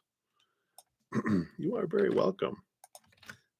There you go. So, thank you for your donation via the Cash App. And let's see here. That was 1124. Let's scroll up here. All right. Thank you. General reading. Absolutely. Please and thank you. So, hopefully, you got my message. I got your little comment. You go, oh, no, I missed. I'm like, hey, good news. I'm coming back on and very soon. All right. So let's take a look here. Michelle, peace to you too. General reading. What does Spirit want you to know right now, Michelle? Okay. Got uno, dos, tres. This one. This is underline energy. This is this with an underline energy. Okay, interesting. Let's see what we got here. What's interesting is you have 3 cards, 2 cards on 1 card, which is a countdown to something. But you've got underlying energy under number 2 and number 1, so there's extra information that comes in with that. Bottom of the deck, you do have the 6 of Pentacles energy, 6 of Pentacles, and the Lover's card that's coming in here. And the combination of this is equal giving and receiving energy. And it doesn't have to be about a romantic relationship, but there can be energy regarding that. But I just feel this draw in with this energy because it's like my codependency awareness card. I'm tired of the word codependency. It's so cliche. I call it overgiver because I'm a recovering overgiver in codependent relationships. That's probably why I don't like the word, right? But it's, we learn when we're younger to overgive, and this brings in this energy of telling me, and it's a good reminder for us all that we can go out of balance, which my challenge. If you've been watching me for a while, I go out of balance and I come back, and I go out of balance and I come back. I go out of balance and I come back, right? I do so much and then I'm like exhausted and I'm like, all right, I have to simplify, come back because I've overextended again. It's my journey. I used to do a lot in everything, relationships and job and whatever, where I tend to feel like I have to give so much to deserve so little. And that goes back to our childhood, 7 years old and younger, where we gave so much as a child from our child's mind, received so little because parents are busy, everyone's so busy that they don't have all the time and energy to give us all the attention and all the love that we want as children. So we feel like we got the short end of a deal, but we don't know it's a short end of a deal. We just, our inner child doesn't know any better, and it goes, I have to do all this. I have to give 1,000 love coins to get one back. That seems fair, I guess. I don't know any better. I'm a child. It seeps into our subconscious, and then it rules our life about what should be and supposed to be and need to be and have to be and must be's in our life. We just feel like we have to overgive in all those areas of our life, right? So I feel like that's you've been really realizing a lot of that. And with this countdown, I feel like it's something that you've been realizing and releasing and really adjusting it from 1,000 to 100 to 1 to 10 to 1. And I feel like this is where you're getting with this 3 to 1. It's 100 to 1, 10 to 1 to 1 to 1, where your inner child throws away the chalkboard it's been keeping all those hatch marks to make sure, have we have 1,000? Have we given 1,000 love coins? Okay, then we deserve one. They're the ones that have been policing what they allow into our life and what they don't with these force fields. Which, if you're like consciously, I deserve this, why is it not coming to me? Your inner child is like, no, we don't. We don't deserve that yet. You only have 999 coins you've given. You still need to give one more to get your one. And once you get that one, it resets back to zero again. It's like at a warehouse when they have that, 999 days of no accidents, 0 days of no accidents. You have to work your way back up again, right? But I love this progression. Let's see what this is here. First, yep, temperance. Whoops, sorry, showing myself on my computer. Temperance is something that's been taking a while, right? You've been working on this for a while. Yeah, the Tower card with the Four of Cups. Yeah. So a lot of what you learn this through, this is good reflection because you learned about this out of balanceness by experiencing people being removed out of your life suddenly, to make space for things that are more in alignment with who you are. It could be situations too, not just people, but situations and people removed out of your life. And the Four of Cups, the stagnancy, the boredom of the relationships you did get into, of going, why aren't these fulfilling, right? And it's because, it feels empty when you're giving so much and not getting anything back. It does feel exhausting, right? Because as an overgiver, we will give and give and give until we're exhausted. And then we'll continue to give and give and give till we're resentful. And we won't allow other people to give to us until we're able to give more, right? We have to give more. If someone wants to give us more than one, we're like, I already am in debt to give 1,000 to get that. If you want to give me another one, you know how much work I have to get just to cut to deserve it? No. So we subconsciously, our inner child pushes away, other people's givings to us, which in my experience then has that other person want to experience giving too. And if I won't let them give a lot to me, they end up giving elsewhere. Workaholic, um, friends, giving to their friends, working out, hobbies, or affairs, right? So they end up giving to somewhere where they feel they can, because our force field is not allowing them to give to us. So interesting, right? You also learned here with the two cards, the Sun card, yeah, inner child work, and the King of Swords. So you've really done a lot of this inner child reflection, right?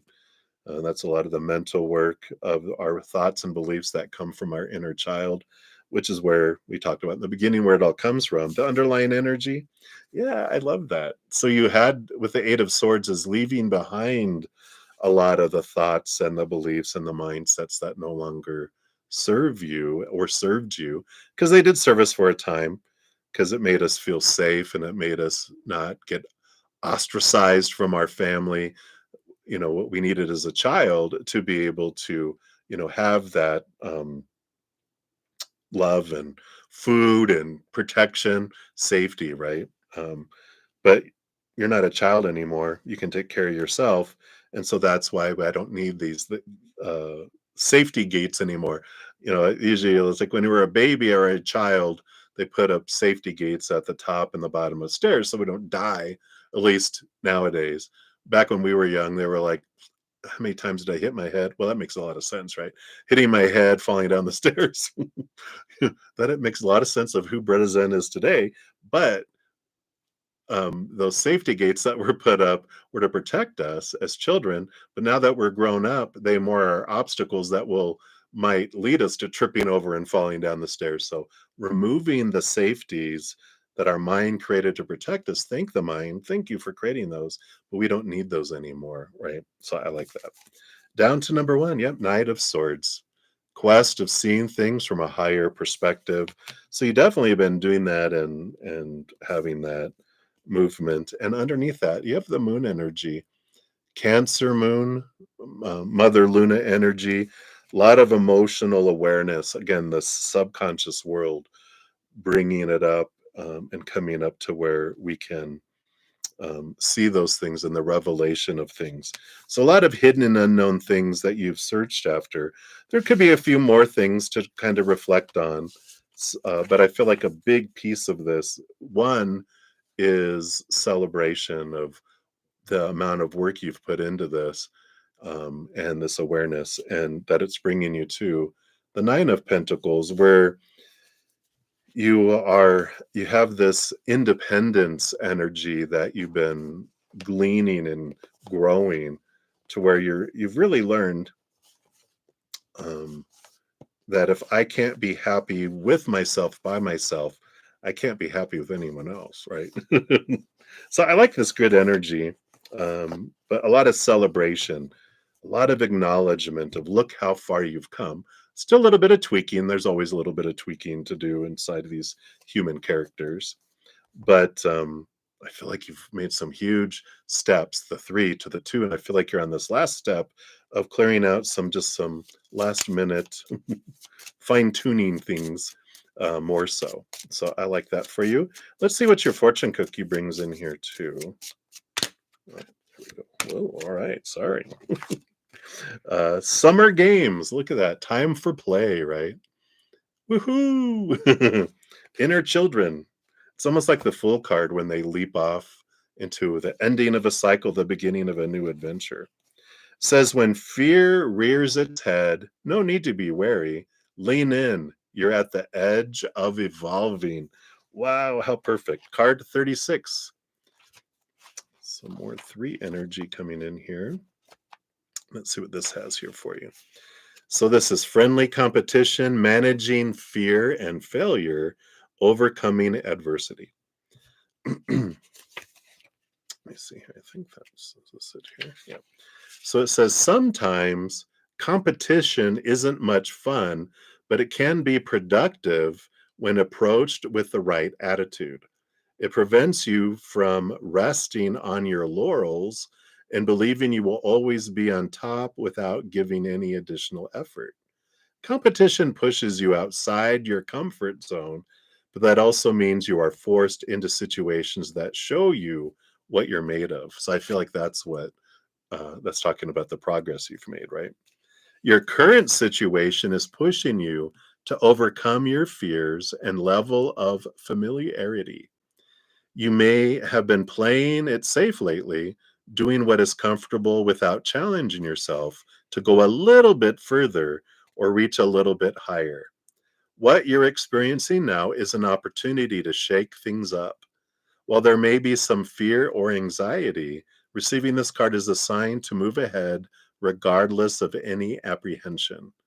The fear you're experiencing isn't a warning sign. Rather, it's confirmation that you are on the edge of evolution, but have some growing pains to experience before the transformation is complete. I love that. So just a teeny bit more. I like that. So that's what they have for you, Michelle. Hopefully that is helpful and resonates there for you. So many blessings to you. You're welcome, Maria. Thank you for all your love and support. Always appreciate you. All right. Let me take a sip here and we'll continue. Let's see here.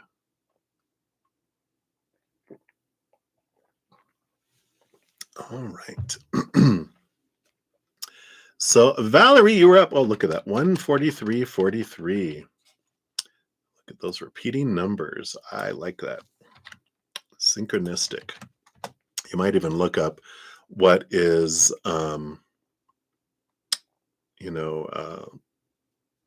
the angel number 43. What does that mean? So let's give your donation here a love and a like, Valerie. Thank you so much. Let's see here.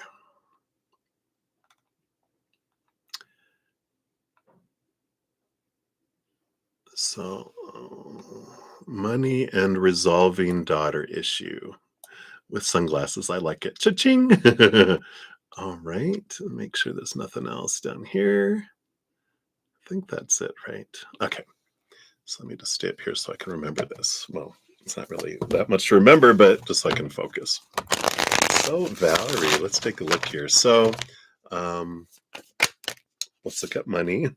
Got the Page of Pentacles coming out right away, which is abundance and money coming your way, an opportunity for that. So right off the bat, boom, they're like there is resolution coming here. And let's see, we'll dive a little more into that, what that all means there. But I like that. Put UIDs right away. I love your spirit guides.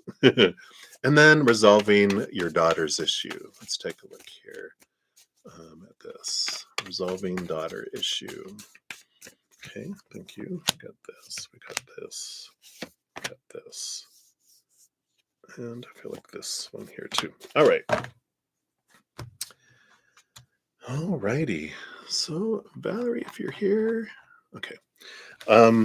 Okay, money, first of all, we got the Page of Pentacles, which I said, which is about new opportunity. It's abundance. It's taking your money to a new level, a higher level. Let's see what they want you to know about that. Yeah, just justice. There's a little bit of clarity coming in here. I don't know if you have anything going on in the court system. If you do, this would represent that you're going to have a result in your favor that brings the abundance for you, if there is something like that. That just I don't you normally get that. That just came like bloop. But it is about seeing abundance from a different perspective too. Yeah, and the justice card. I mean, the judgment card, judgment and justice. Wow. But both of these are about seeing things from a higher perspective, a different perspective as well. And the Three of Swords, which is expectations equal disappointment. And so there is this seeing things differently. All of this really tells me about mindset around abundance and money and what can help us. Because a lot of times, what's happening with our finances, which all humans pretty much we experience, we're taught to focus in on what is supposed to be, should be, needs to be, what we fear won't happen, what we fear will leave our life, and then that we don't have enough in the moment, and I need everything for future moments. So I have this lack energy of need and want that consumes us because that's what we're taught as children, right? Focus on what's missing, what's not here, what we need more of, worry about tomorrow. We're all taught that, right? Culture, family, wherever, movies, we're all taught that. But that actually works against us because when we focus on lack, it pushes the stuff away from us instead of drawing it toward us. So the change of mindset is when we see things from a higher perspective that I will always have everything I need in this moment, and that it's not humans that bring me what I need, but creator and spirit. They are source. They're the ones that make sure I have what I need in each moment. And I always will. And I can celebrate that. I mean, I'm over 58 years old, and you realize I have always had everything I need in each moment. I'd be dead right now, and you wouldn't be watching me right now. Um, and I realize I can trust you, creator. Where I experience abandonment and lack is when I depend on humans to bring me what I think I need and what been told I'm supposed to have. All that takes me into lack and has me in that loop, right? So when I come back to the moment and I'm grateful for what I do have right here, right now, what I have had, then that opens me up to higher vibration that draws in more abundance. That's where this Page of Pentacles comes in.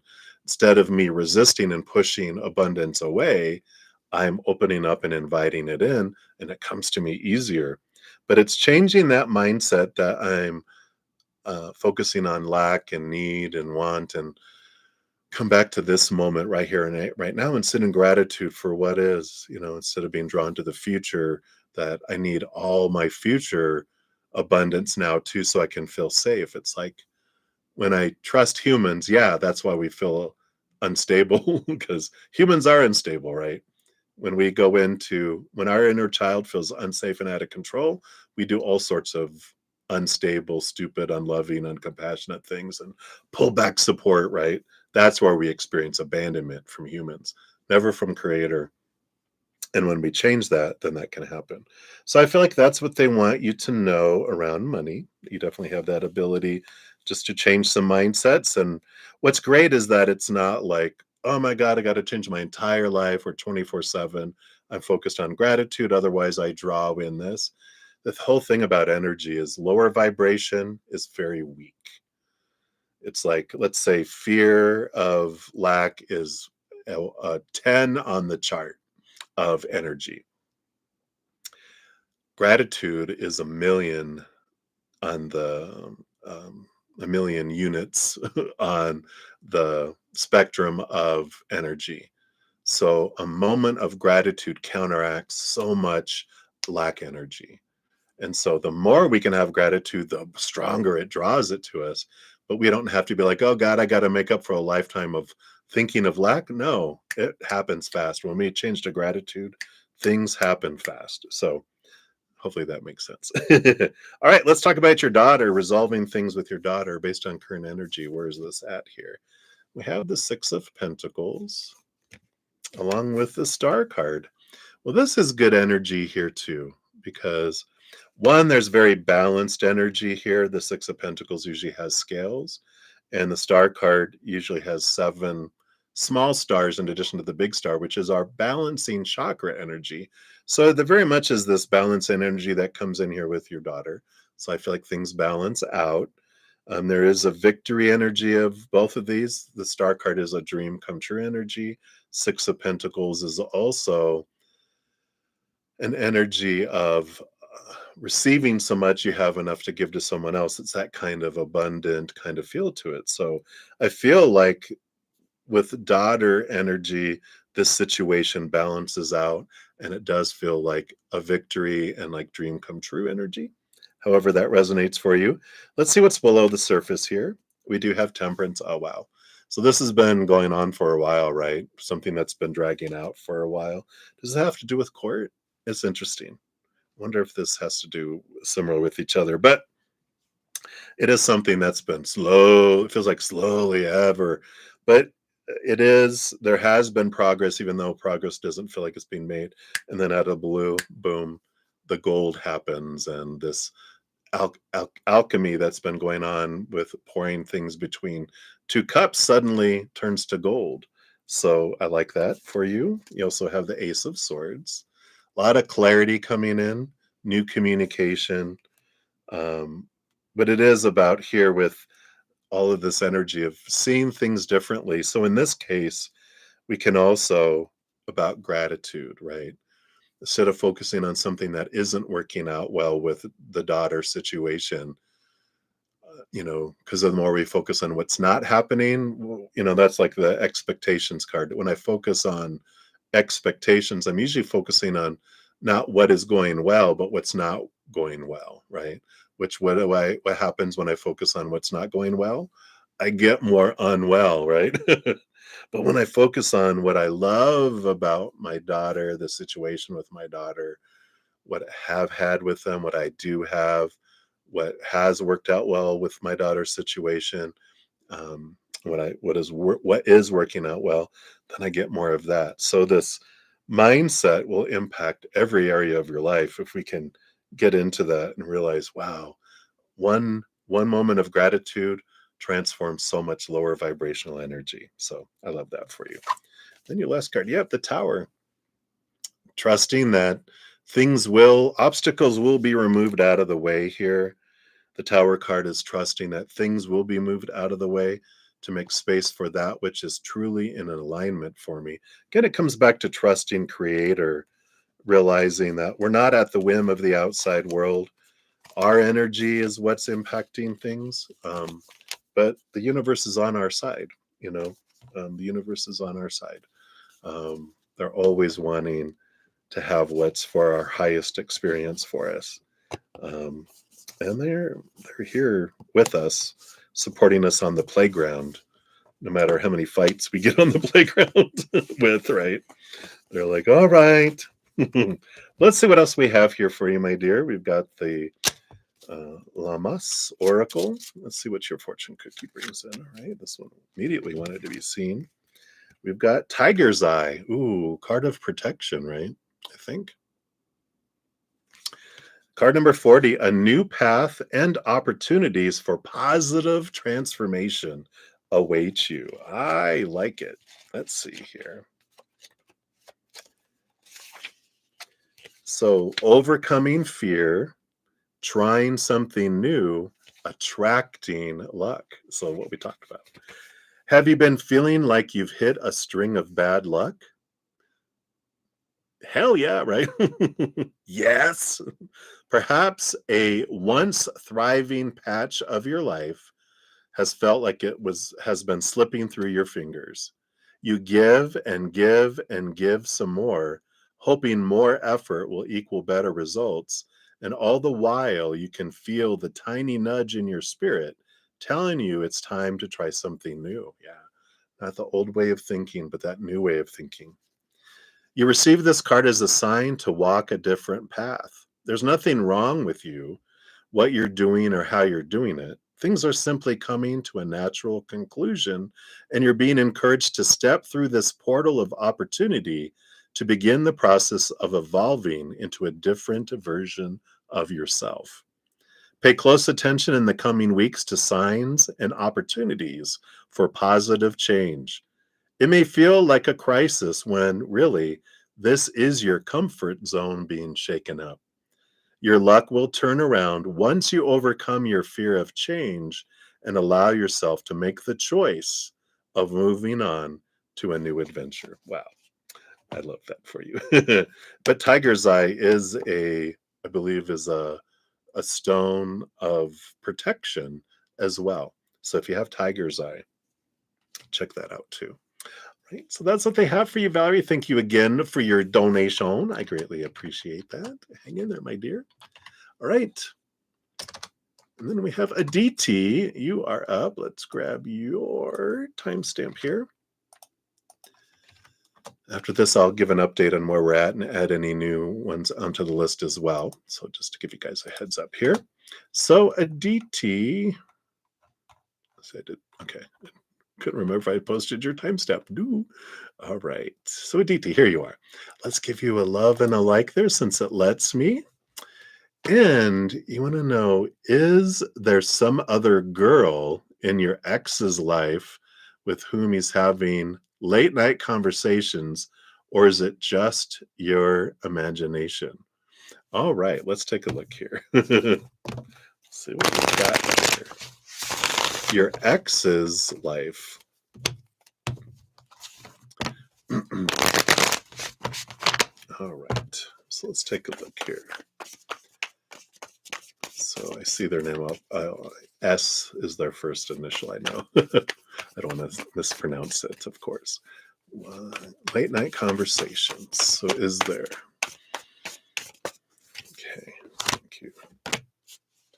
All right, I have those here. All right, well, let's take a look. See what we got going on here. I mean, bottom of the deck, Ace of Swords, which is the card or the suit of new communication, right? And I was thinking of that when I was shuffling. I'm like, oh, swords is communication. Bam, Ace of Swords. So it does seem like there is communication going on. Let's see what they want you to know about this here. Seven of Wands. So there is this energy of, I got to be myself. I've got to shine. I've got to express my passion. I've got to be be myself. So being true to my authentic self kind of energy. Not really so much authentic in this case. It's like, I got to be me. I don't want to ask permission to shine. I want anyone telling me what to do. I got to be me kind of energy. So I do feel like they're in this kind of energy of trying, like a lion that doesn't want to be caged energy. Let's see what else we have here. Yep, Two of Swords. The Two of Swords, of course, again, here's Ace of Swords to Two of Swords, does talk about communicating with two different people. So if that's you and someone else, that would show that there is confirmation that there is two communications that are going on. 10 of Cups. Yep, all of this attempt of joy, joy, love, love, love. It's interesting with them. I'm not getting kind of the same energies I normally get with the cards, which, of course, you're like, yeah, I know.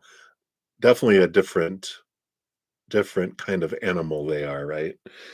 Um, But this is like I've got so many cups to fill that because I'm looking to the outside world to fill my cup, I feel like and we all, whenever we're looking to the outside world to fill the ace of cups that's within us, no one in the outside world can fill us up. We've got to find that inward and upward. When we attempt to fill ourselves up by the outside world, that's where we feel emptiness. That's where we feel, that we don't feel that feeling of fullness and all of that. So, and it just, realize it's not you. I feel like that's a good energy to understand that when other people are feeling like they need multiple people to fill them up. It's not about us. It's about that they're not full from the inside. When I'm full from the inside, full and overflowing, what anyone gives me is above and beyond extra. So I don't need a lot of above and beyond extra. I don't need a bunch of sources. Someone I can be feeling like that way, right? Let's see what else we have here. Yeah, Six of Pentacles is a bit of a codependent energy that comes in here, which again, you being an overgiver, someone that wants to, from very early on, you've been taught, I need to give so much to deserve so little. You've been working through that in your life, right? That I don't have to give so much to deserve so little. I deserve this. But you're getting into that subconscious energy. And that's part of why you're experiencing this situation with them, is so that you can come in here and realize uh, how I'm overdoing it. That I don't like my worth isn't dependent upon them, and I don't have to do so much to deserve so little. I deserve equal. You deserve to be with someone like yourself, and I feel like that's a big piece of what you're learning through all of this. So they wanted to go beyond that, not just go, yeah, they are, because that wouldn't be fun just to for them to go, yeah. But they're allowing you to realize what you want in your life and what you can say. No means no. You get to say no when you're like, this isn't for me. I don't want this, kind of energy. But yep, I feel like you are not imagining it. You are right on the numbers there, my friend. Let's see what your fortune cookie brings in here too. I have to use my no button more often. I love that. You've got wheat and grains. Card 44, powerful number. You reap what you sow. Good fortune is on its way. Let's see what we have here. We always attract to us what we need.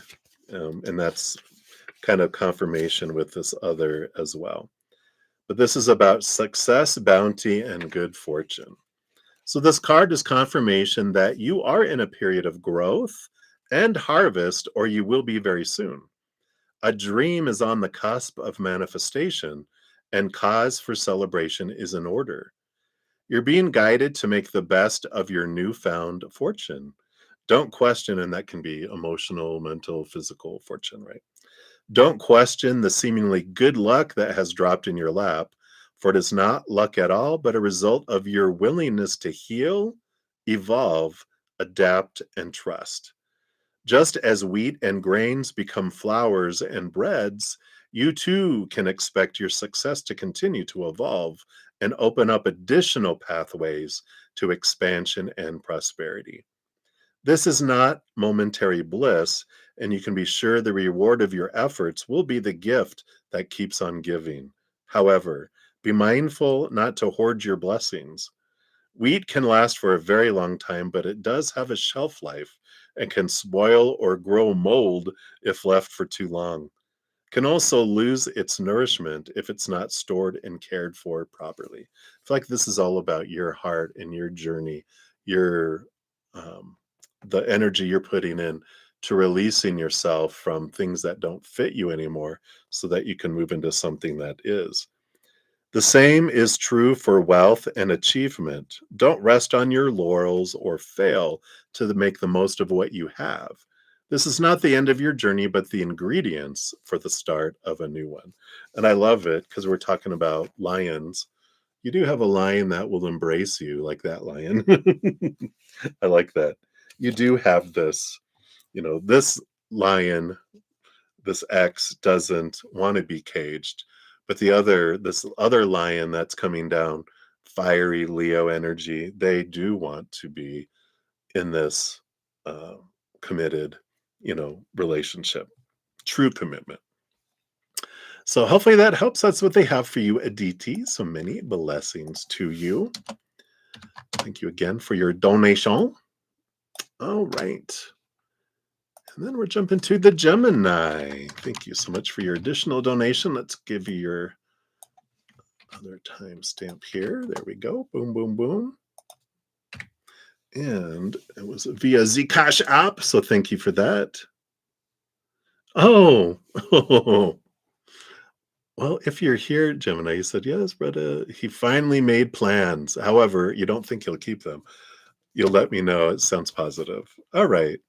So he said, thanks. It's for nothing. Thanks for your energy. So you were just giving me an additional tip there. We'll pull up a quick card here. You're probably not watching right now because you probably moved on. But in case you do, let's see here. Based on current energies, will they keep the plans? And you can confirm it later. But based on their current energy at this moment, at 1:06 p.m. Mountain Time, you have 10 of Swords. We've got the King of Wands. Oh, and the Tower card. Oh, no. Maybe they won't. Oh, no. Well, they're kind of, and this is the indecisiveness still, which we got on them before, I think. But the King of Wands is about someone that clears the throne room. What do I want? These 10 of Swords. Get rid of the expectations of everyone else. Look past the fear of not meeting up to someone's expectations and them repelling me out of their life. I feel like that would be the only thing that would hold them back, is this, as they're getting closer to head towards you, is, what if I disappoint you? And I don't like people repelling me out of their life when I'm a disappointment. And that's why they tend to alter course or be the one that rejects first. But there's still choice there. So I don't feel like, at first I was like, oh, is that a no? But I feel like they're still at a planning on going. It's just that fear is starting to rise of, ooh, what happens if not? So interesting. So that is what they, thank you again for your additional donation there. I really appreciate that. And I'm so sorry. I did tell everyone I was going to give you an update on where we're at. So next we will have Happy Pill ×3, and then Roast Crump. You'll be up after that. And then let me check timestamps here, I believe. No, yeah, ×2. You are up after that. Okay. And then let me see here. It was 12:06. Okay. Yep. And then Angel. I'm not sure of your name in YouTube, but via the Cash App, I have Angel. I'm just going to use that.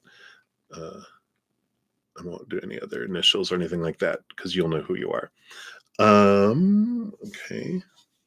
Let me just make sure there were no others here. No, that's not that.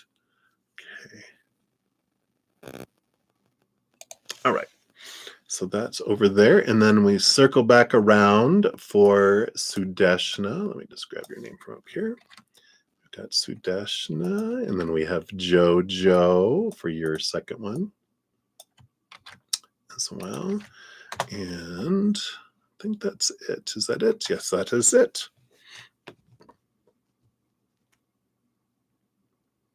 All right.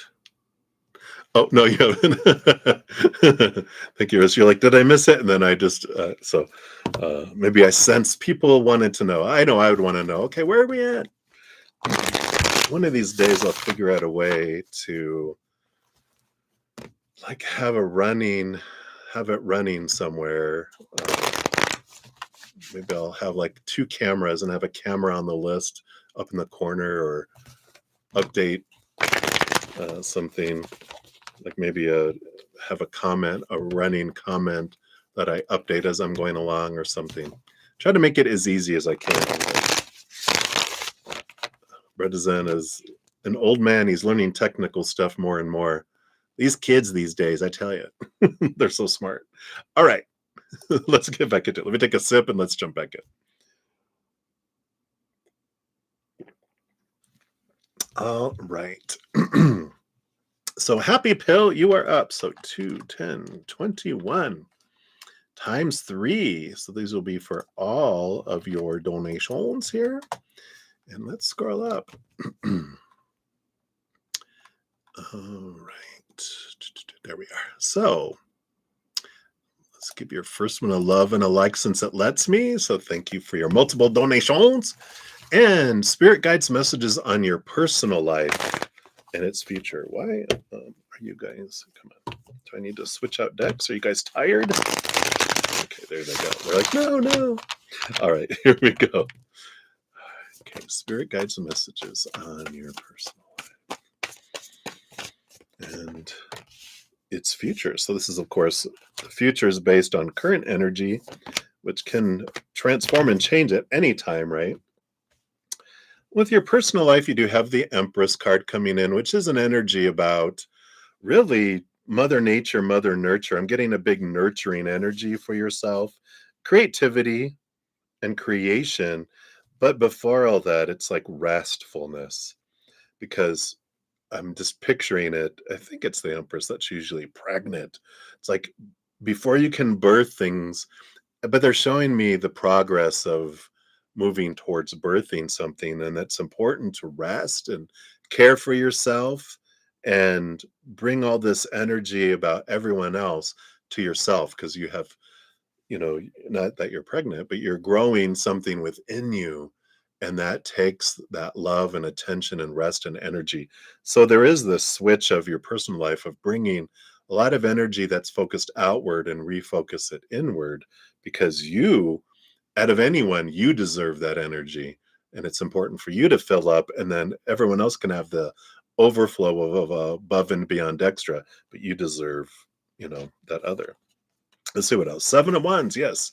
Being true to you. Don't ask permission to shine.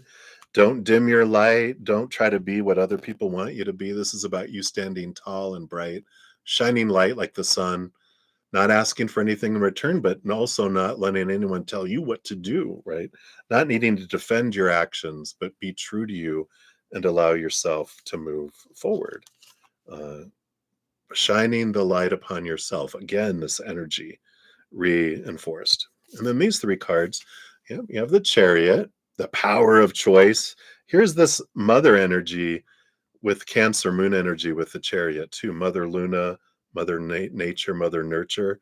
So there is a lot of this mothering energy coming in. Page of Swords with the 2 of Wands. Yeah. Whoops. Here's this. I was about to show it to myself. I am this being that's on my screen. But these 3 coming out together really is about stepping into your power of choice. The Page of Swords is seeing things from a higher perspective, seeing things with clarity. And the 2 of Wands is realizing, what am I focusing my energy on? So all of this choice of and learning of, what have I been focusing all my energy on, and what am I drawing toward me? And let me come back to me. Let me find out what my heart wants. And then this, of course, every moment with that, the Chariot card is a choice of mind, of heart, of energy, of physical action, right? So every moment I'm putting a story to things, and I'm the one that gets to decide what a story means or not. We're getting a lot of opinion around our emotions, our thoughts, our energy, what we're supposed to do and should do, need to do. We're given a lot of opinion. But you can put all that to the side, and you get to decide what story I put to whatever's happening in my world in the moment.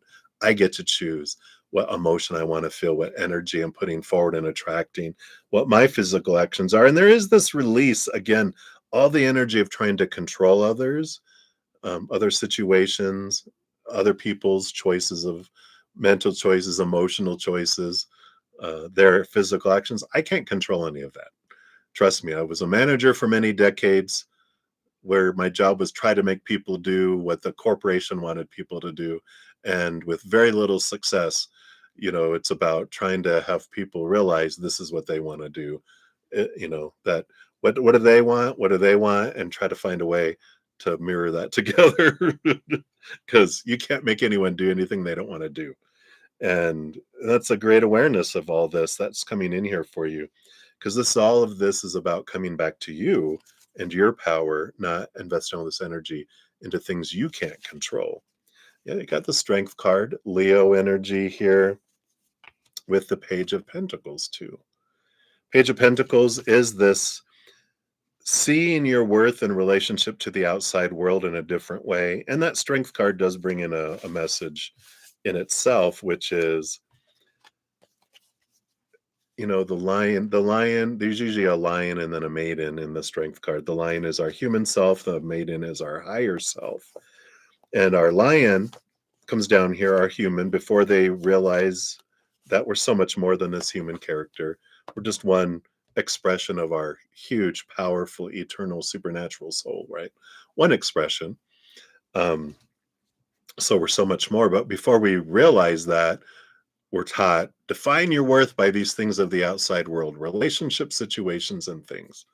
And when we eat and drink of those things, we feel empty. If they fill us up at all, it's temporary and very short lived, like American Chinese food, where you eat it and you're hungry an hour later.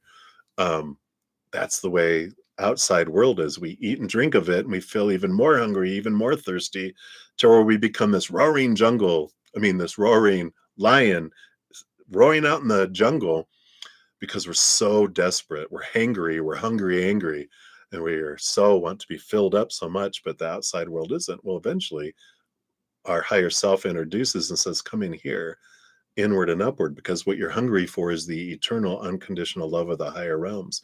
I am made of that. I can give this to you." Then we join together our human character with our higher self, and we realize we join hand in paw, together, and we become a purring little lion cub laying in the lap of our higher self, feeling full and complete for the first time in our life. And then we can walk together in a new awareness. And I feel like this is a big piece of what is going on in your life, your personal life. It's about bringing all this energy back to you, what you can work on, and that changes your whole perspective of the world. Wow, that went a lot deeper than we thought it was going to go, right? All right, let's see what else we have here for your fortune cookie. So for this one, you'll get a lamas. Lamas, lamas. You got poetry, expression, emotional expression, right? Card 32, which is invoke your words for good and use them to uplift yourself and others. But uplift yourself is that energy that's standing out, right? Because that's where it starts. You fill up first and then flow out. So, value of words, self expression, and giving voice to feelings. So, the voice can be a powerful tool, but many of us do not use our voices in an empowering way. You can use words to express beauty, love, trust, or commitment, encourage, tell stories of adventure, or speak your intentions out loud, making them real beyond the confines of your mind. Your voice can also be a weapon, putting yourself and others down, right? Self talk. Your words can be used to share stories that were not yours to tell, or convince you to see dangers that are only a figment of your imagination. How do you choose to express your thoughts and feelings makes a difference, and the value of your words does matter. Poetry has appeared in your reading to remind you to use your words for good. Do not give in to the desire to spread gossip or to speak to yourself or others with poisonous venom. Excuse me, a little criticism may appear harmless, but you never know which word could be the breaking point. could be the thing that sends someone over the edge on a day that was just a little too difficult to bear. Your words can be just as harmful to you. You may tell yourself things like you aren't pretty, are too fat, not good enough, or basic. And while it may seem like a small thing today, one unkind sentence said just once a day for years can add up to hundreds and even thousands of times you've bullied yourself. Wow. Beautiful message for all of us, right? Great reminders. All right. So that's what they had for number one, Happy Pill. So, number two, thank you for that one, of course. Let's give that a love and a like.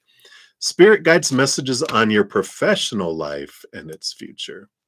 All right. Let's take a look here.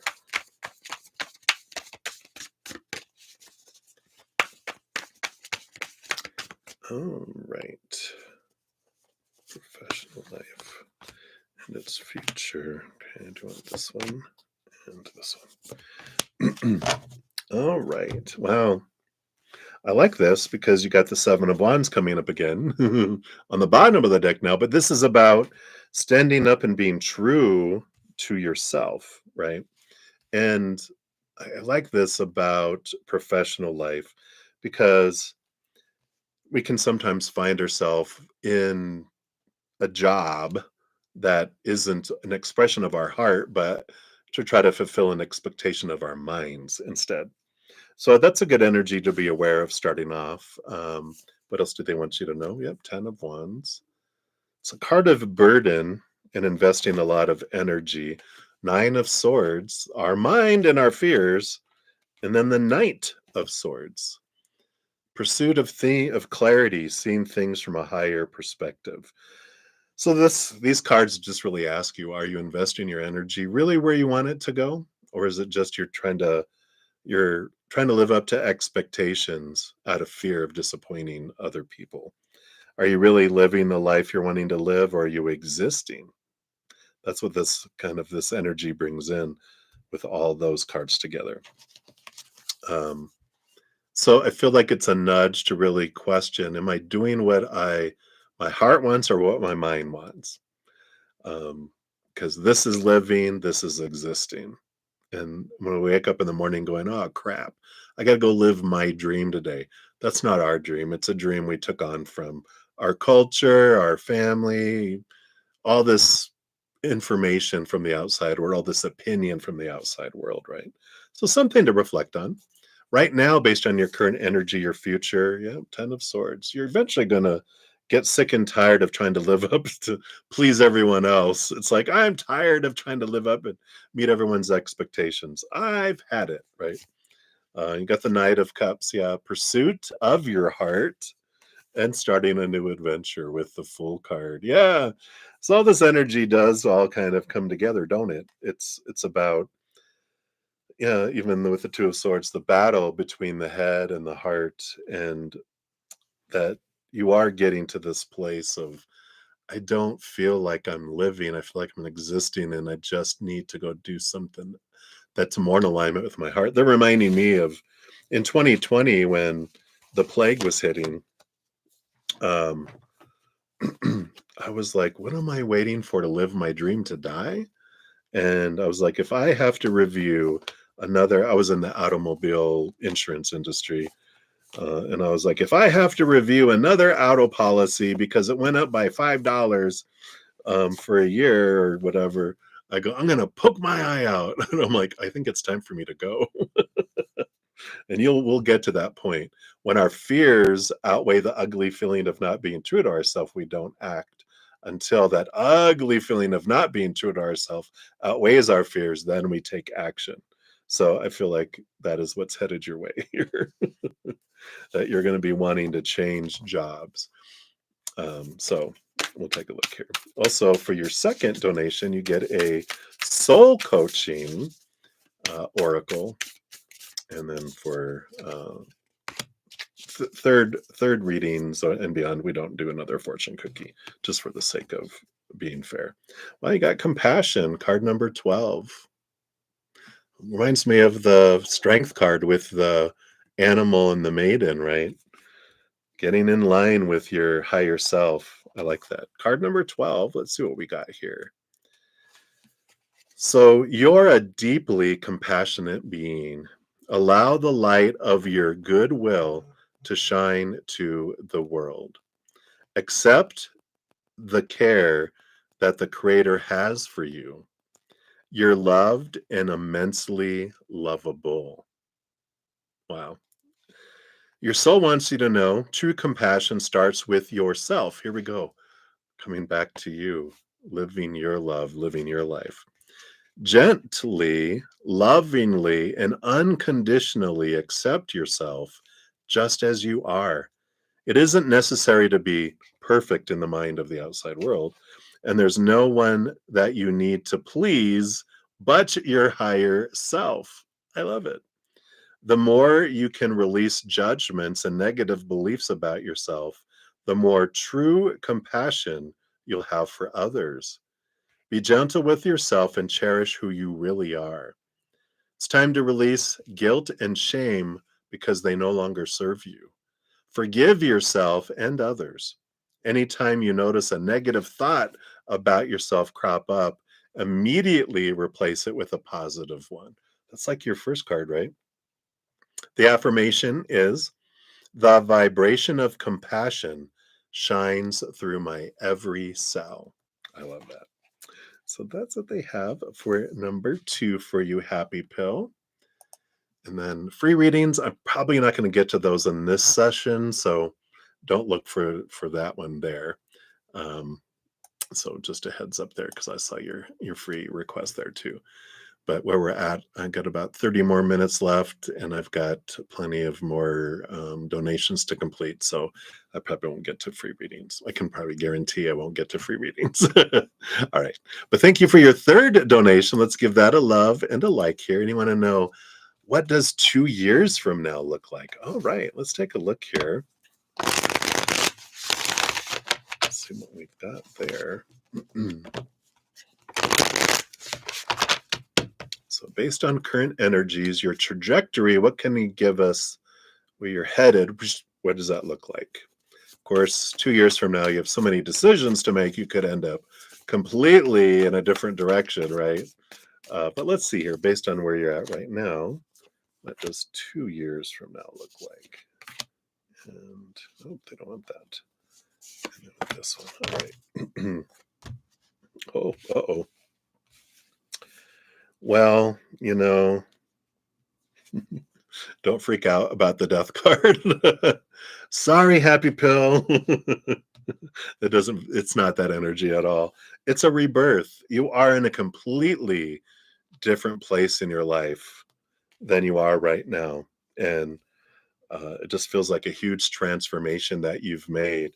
You're like, you might have even moved to a different location. We'll see here. You got 3 little sets of cards.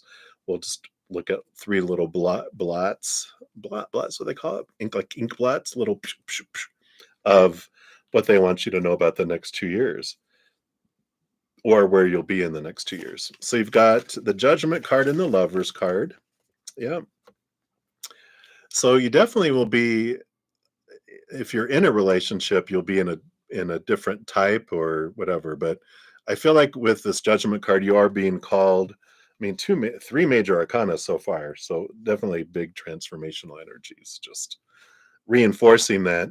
But this is about you're seeing things from a completely different place from a relationship status, or not status, but how you feel about relationships and what they look like. And you're like, wow, I feel like you're in a relationship, but it's so different than you had imagined from your human standpoint.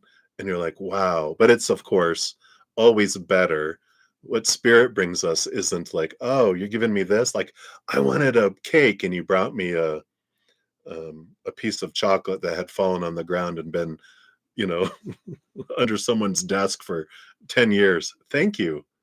This is what I get. No, we more are the one that are thinking this is what we deserve and this is what they bring us, right? So I like that.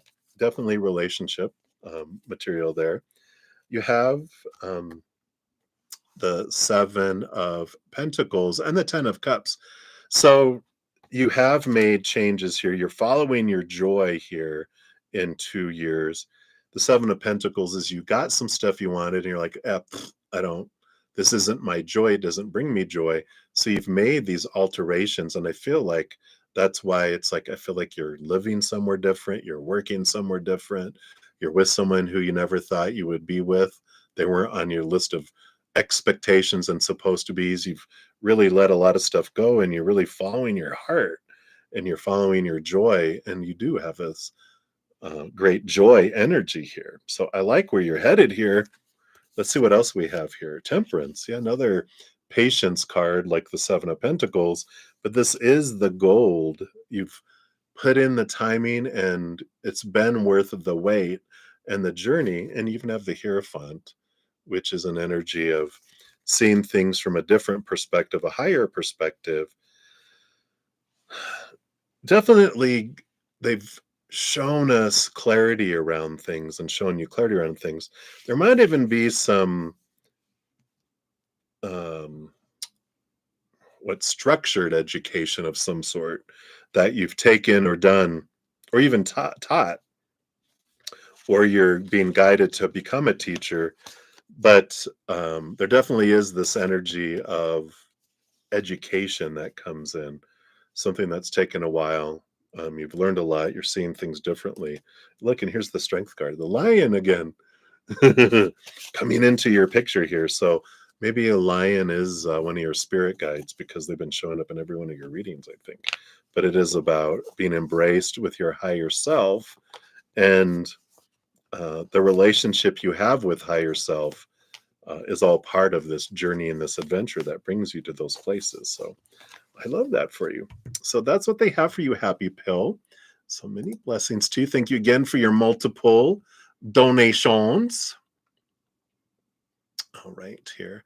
And I will here in a few add in anyone else that has come in, just to make sure. But all right. So Rose, Rose, you are up. Let's grab your timestamp here. I think that was around here. So let's put this down here. All right. Thank you for your patience in getting to your reading. I know these can take a while to get to everyone, so I appreciate all of your patience. So let's give that a love and a like there. And you would love a love reading. Absolutely. Yeah, hope all is well to everyone. Thank you for your well wishes to everyone. So if you're here, you're here. Yay. Oh, no, nothing in court, Valerie? Okay. That is good. All right, absolutely. All right, let's take a look here. So, what about love? Let's see what we have here for you. Got that one. I do want this one. Okay, I do want that one. I do want all of those. Okay. This one, and this one, and this one. All right. So, what we got here. Let me take a quick sip here.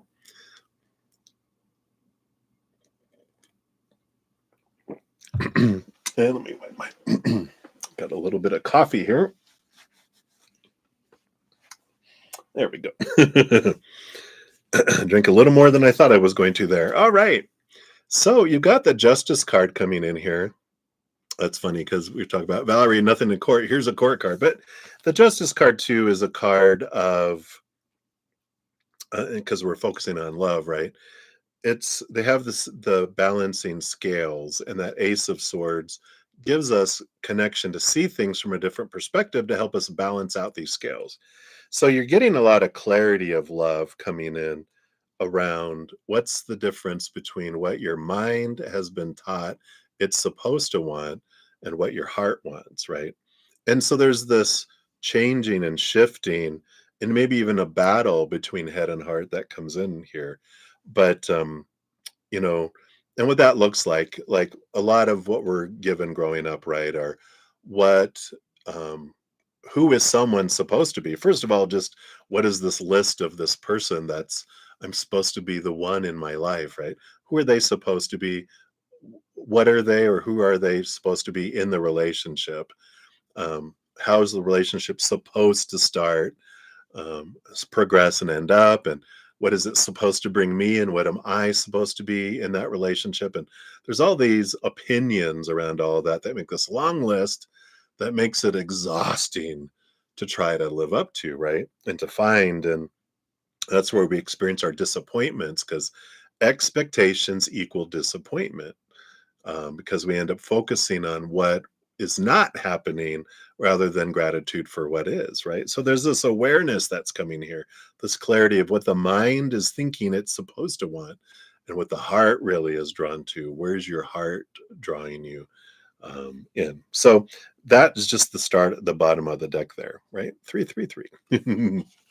All right. So we've got the Six of Swords coming in here, which is letting go of old ways of thinking, moving to new ways of thinking that takes you from choppy waters to calmer waters. So you have been learning a lot. You will continue to learn of these expectations that pop up that you're like, why do I want that?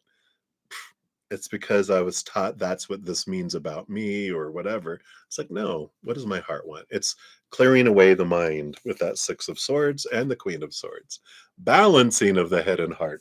So obviously, a lot of times when um, I read the bottom of the deck with that one card, other cards reinforce that just to say, yeah, that's what was going to be said, regardless if we read the bottom card or not. But it really reinforces the message too. It's all about gaining clarity because when we do what we've always did, we get what we've always gotten, and we're ready to not have that anymore, right? We're ready for something higher vibration and something more. Let's see here. So all these cards that popped out. Let's look at the underlying energy first. You do have the Six of Wands. I like it. A victory energy, an equal attraction energy, which tells me you deserve to be with someone like yourself. Not like you deserve to be with someone like yourself, but you deserve to be with someone like you that gives the way you do, communicates the way you do, that initiates and cares about someone the way you do. Not like, hey, are you gonna where did you go? Texting, how you're always the first one texting and then forever in between times of responses, and you're just like, really? Um Consistently, of course there's times where people are in meetings or business or something like that, and you're like, I get it, you were in a meeting, you couldn't answer me. But all the time, hello, so you deserve to be with someone like yourself. You also, part of what you've been learning, the Tower card is people were removed out of your life on purpose for a purpose to make space for those that are more in alignment with who you are and where you want to go. People and situations were moved out of your life for you. So, it's like there was this on Instagram. I forget what it was some sort of game, not a game show, a reality show where someone ended up cheating on one of the other people, right? And they were asking her, they were all of them were gathered, and they're like, "So how do you feel about it?" And like, "Well, did you see that coming?" Like, "Yeah, I saw it coming. I knew it." And they're like, "Wow, well, so now that you know that they cheated on you and that they left you for them, um, how do you feel about it?" And they're like, "Oh, they didn't they didn't steal my man. They stole my problem." And I love that. Thank you for stealing my problem, not my man. I love that. So I thought I'd mention that. Which here, oh my God, I love this. So what it's really opened you up for is the King of Cups, which is one of my cards. They're someone who's balanced between head and heart. And I like that energy because it is this energy of like a perfect partner, someone who's very compatible. And that's what this tower has blasted away to make space for that. And the Ten of Cups, this beautiful, joyous, loving relationships or relationship. And the Eight of Swords, it's really shown you a lot about your thoughts and beliefs and mindsets that don't serve you anymore. Here we're going back to that release of old thoughts and beliefs that would make you feel blinded and bound and trapped and restricted and small and powerless. And a lot of this has taught you this freedom of all this. So I like that this is where what you've been experiencing and what has been unfolding. Let's see where this is leading you based on current energy. Yeah, you do have the Two of Cups. That's a loving relationship. So the more that you're doing this, this is where this is taking you, but it's not what you've had before. Yeah. The Devil card is letting go again of a lot of long held thoughts and beliefs and mindsets about who someone is supposed to be and all that opinion from the past. The Devil card is the shaking and the rattling of our cage, which that's how we realize we're in a cage when it gets rattled and we're going like, I'm going to dismantle these bars, these thoughts. That's what these are, these thoughts that I've had for forever, and that I get to free myself from these. So a lot of wisdom and a lot of energy happening here for you. Yeah. And the resolution here, Five of Swords is the battle between the head and the heart. So everything we've been talking about here, it's all coming to this, realizing um, that there is two different ways I'm being pulled. One by small t truths rooted in fear, those expectations of the past, those things that we've been told about what define us. And you're learning more and more about those are lies, those are not true, they're rooted in fear, their opinion. And then you're seeing things from a higher perspective, from the higher realms, and you're seeing those capital T truths about what truly defines you, which is nothing on the outside world, it's inward and upward as well. So we definitely have that. Let's see what your fortune cookie brings in here for you too. But I feel like you're in the process of eliminating. It's like your life kind of feels like it's slowing down, and it has been because you're not wanting to draw in that old stuff, right? You're taking the time to question these things. You're raising your love vibration by questioning old thoughts and beliefs that don't serve you anymore, emotions that don't serve you, energy that doesn't serve you, things in your physical world that don't serve you.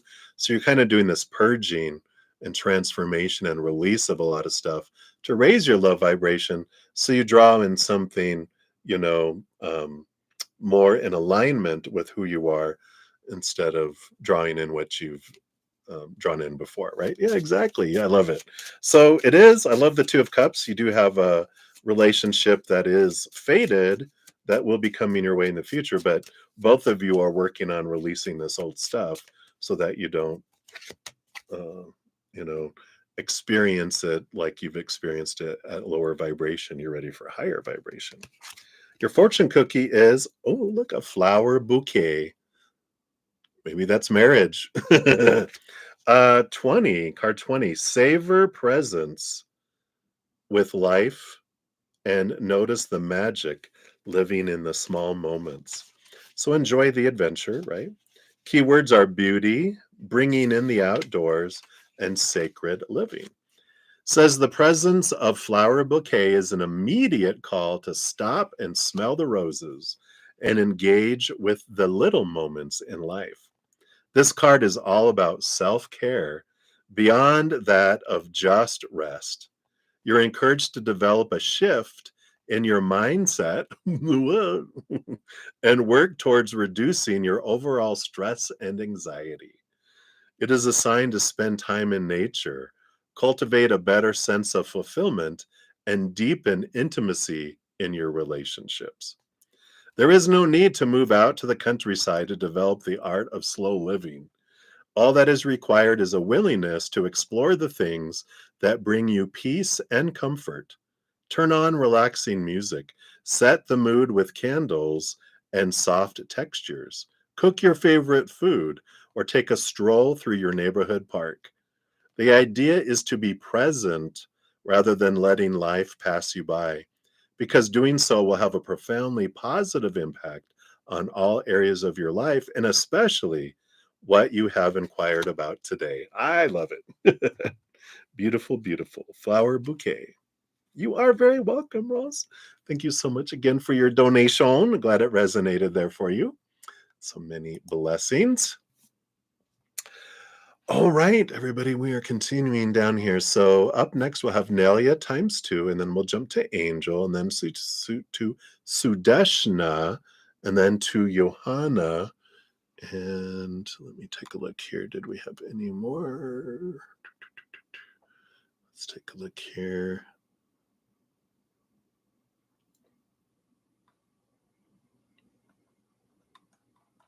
All right. And then I did get CashApp here.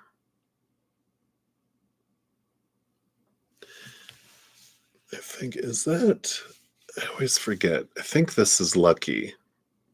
Via the Cash App about moving to Colombia. I'll have to double check here real quick. Because I know your name is different on there than it is over here. So I think that is Lucky. If I have that right, it might be someone different. And then Moonlight. Hey, Moonlight. Moonlight 5, you'll be up after that. Let me just check something really quick here.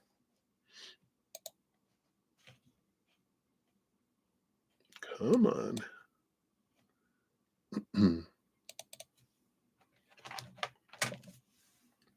Sorry, I just need to look up something on my computer here. This other computer over here. Come on, come on, come on. All right.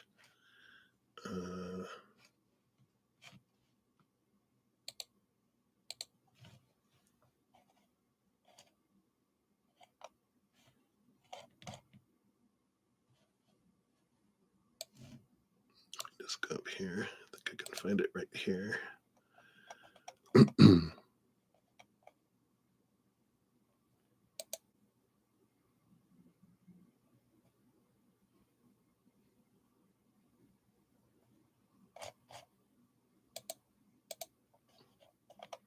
Sorry, everybody. It'll take me just a moment here.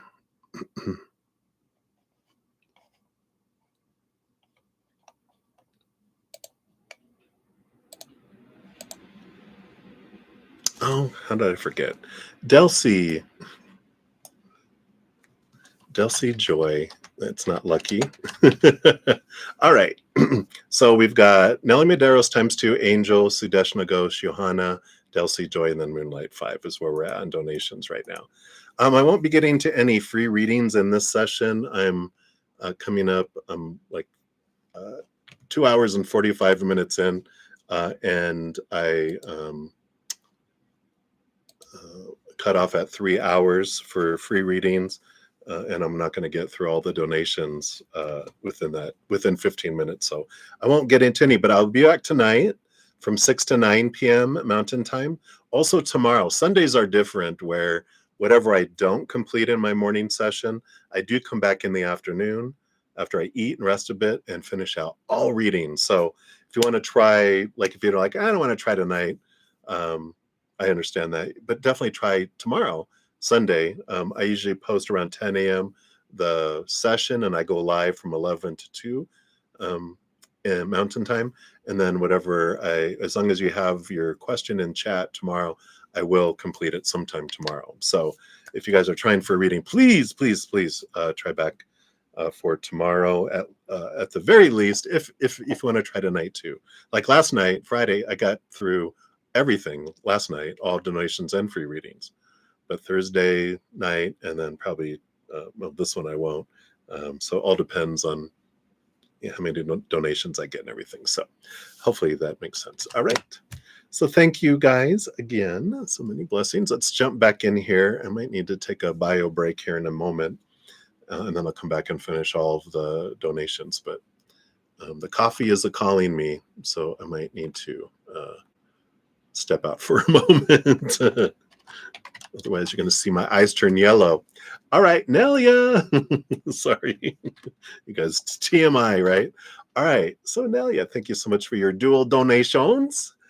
Good to see you, my friend. And I love your first one here with the sunglasses emoji sticker there. So you said Russ asked you to go out for brunch tomorrow. Ooh. So how will your date turn out? Does he have romantic feelings for you?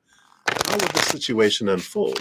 And anything else Spirit wants you to say to let you know. All right. So let's take a look here. How, based on current energies, how will the date turn out? All right, thank you. All right, and then does he have romantic feelings for you? Okay. Got those, and then these are for the how will this situationship unfold based on current energies. And what else does Spirit want you to know here? Okay. And this one too. All right. Of course, they start off with the Page of Wands on the bottom.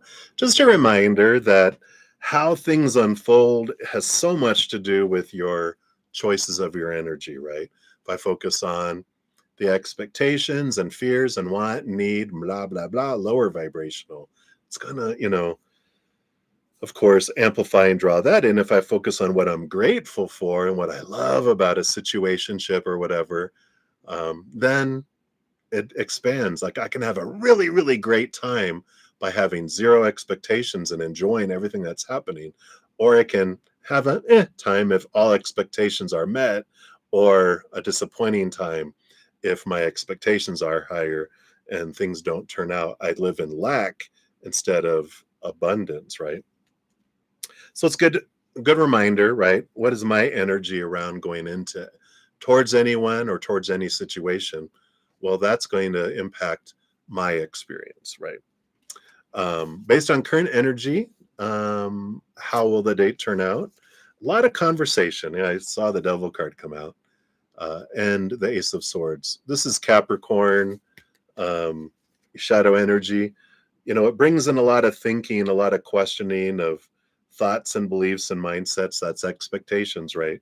But the Ace of Swords is about seeing things from a higher perspective, a different perspective. So there is an energy of gaining a lot of clarity, but I just feel like a lot of conversation. When the Devil card popped up, because it was flipped up, I was like, conversation, a lot of talking, a lot of learning. Um, and I feel like your conversations go places unexpected with all that too, which is great. I feel like you're like, whoa, you're a lot deeper than I thought you were. Oh, not well. I feel like it's from both sides. I feel like more so. I feel like this is from your perspective, but that is a perspective of everyone. They're like, till you get to know someone, you're like, wow. We kind of put everyone in like a, well, this is what people are. And then we get to know them. We're like, oh, you're nothing like well, not nothing, but you're so much more than I thought you were, because we kind of cookie cutter people into boxes and going, oh, this is who you are. And go, oh, no, you don't belong in there. And this is what kind of happens through this conversation. Just a lot of great conversation, I feel. Does he have romantic feelings for you? All right. In the process, they got the Four of Cups and the Chariot. I feel like there's a lot more below the surface than they'll let on, with that Chariot being ruled by the moon. Means there's a lot of emotion below the surface, right? But also in the process of you know, letting their heart. The Four of Cups is a balanced, steady, emotional energy. So on the surface, things seem calm. Below the surface, there's some stuff going on down there. Down there, whoa, I mean, in their heart. Get your mind out of the gutter, Nelia. I'm just kidding. um, that's funny. But yeah, so I feel like it's with that power of choice of the Chariot around romance. I feel like they're slow in revealing emotion, but I do feel like their heart tends to jump quick, and they learn to stay calm and don't act on it until they're sure. If like their mind has done that, with them there. But I do feel it's there. Based on current energy, how will the situationship unfold? Ooh, okay. Yeah, see, here's that Knight of Pentacles, slow but steady. And the Eight of Wands. I do feel, then that makes sense that passion and motion will be expressed a lot first before emotion will be revealed much later. That's the Knight of Pentacles. Like I said, once they feel safe and their mind has given them the go, then they can express the emotion. But for the most part, it's going to be passion and action and motion, not emotion. Um, Let's see what else Spirit wants you to know about this situation here. Got the Seven of Wands. Yeah, be true to your authentic self. Don't dim your light. Don't try to be who you think they think you should be, blah, blah, blah. Like, just be true to you, because the one that's meant for you is going to take you as you are, not who you're trying to be. And so it's like, be you, say what you want to say, make the jokes you want to joke, talk about the stuff you want to talk about. And if it's too weird for them, then thank you for showing me that you're not the one for me, right? Um, that's that's what we want to be able to be true to ourselves and not remember how I have to be. Then you eventually move in together and they're like, oh my God, who are you? I like that. Four of Wands, you got joy, celebration, again, all this Wands energy, um, and the World card, victory, end of an old cycle, beginning of a new adventure. I feel like this is, of course, this is one of your stepping stones, right? So I do feel like this is the stepping stone that allows you this ability to step away from expectations on yourself. I feel like you've been working on expectations on others, but this is expectations on yourself of what I should be, who I should supposed to be. And this is where this clarity comes in that allows you to feel less caged and be more true to yourself. So I like that for you.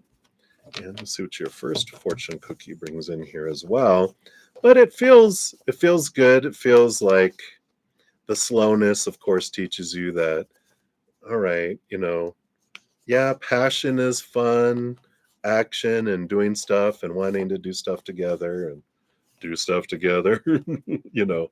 But you're like you're going to realize a lot about how the difference between motion and emotion, and you're going to feel the energetic difference with this one, I feel.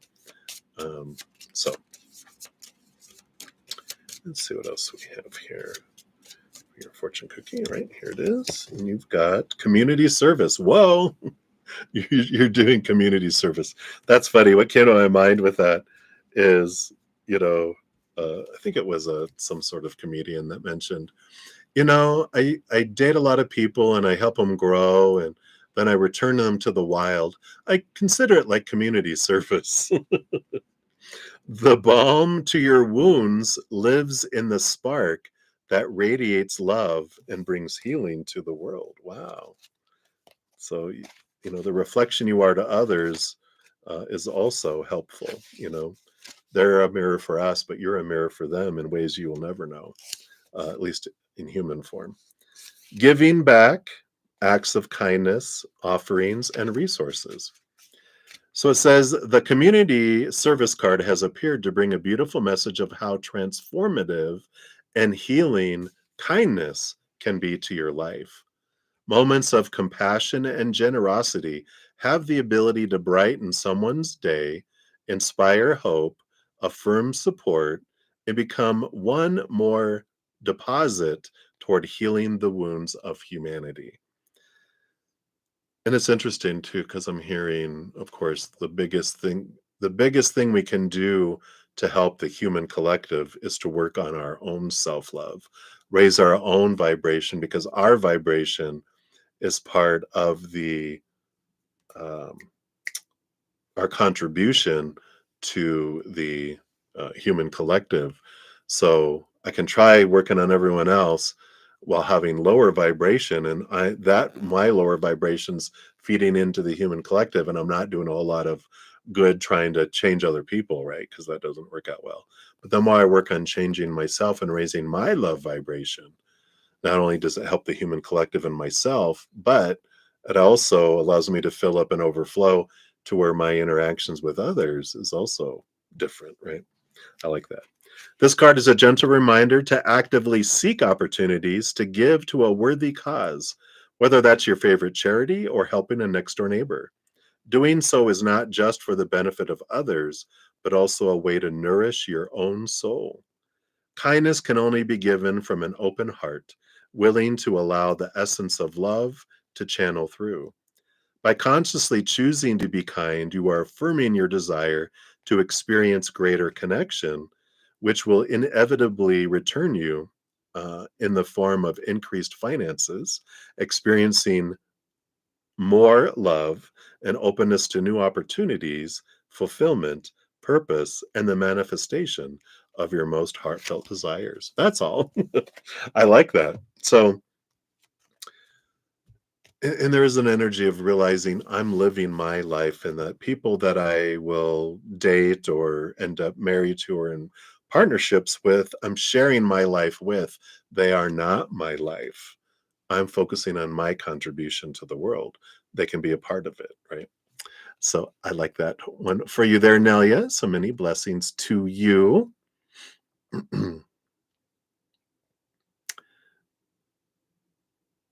Okay, let's take a look here. All right. So that was for your first one. And then for your second one here, the ice cream cone. Yay. Nelia, you want any messages regarding your future true love partner? Anything he has to say, what he's up to now, whatever else Spirit wants to say. Absolutely. You said, just want to remind you of how special you are in Spirit. Oh, thank you so much. Yeah, Spirit definitely guiding us, helping us spiritually, and keeping us grounded in this physical world. I love you too. Yeah, and I'm so grateful along with you with Spirit that we're not here on the planet dumped off and left to our own demise, but that Spirit is so active in loving us and sharing with us in so many ways and so many different expressions for us that um, they're very engaged with our everyday moments, and they love us so much. So I am very grateful as well. All right. So I feel like that is it. Let's see here what your future self. Okay. Ugh, I think my butte has fallen asleep. I will hear in a moment. We'll see. How many we have left here? We got 1, 2, 3, 4, 5. I might be able to get through them all. All right. Um, so first of all, any messages regarding your future true love partner? Bottom of the deck, you have the Two of Swords. I like this Two of Swords energy of just a reminder of the battle between the head and the heart, that our head will take us off into different stories than what our heart wants to take us on, right? This will take us off into encyclopedias. Our heart takes us off into fairy tales. I love that. So, just a good start there. Um, so the messages regarding your future love partner, you have the Four of Swords and the Nine of Pentacles. Yeah. So there is this, oops, me to come over here. I keep on showing myself instead of the camera. But so Four of Swords energy is about, of course, that's the getting out of our head. Those three swords on the wall are the expectations equal disappointment, and resting our mind, getting out of our head. So I like that with the Two of Swords. The battle between the head and the heart, they're like, let the encyclopedia go for a while. Go into the fairy tale of the heart, right? Regarding them, anyway. And the Nine of Pentacles is an energy about, again, it kind of goes back to that energy of independence.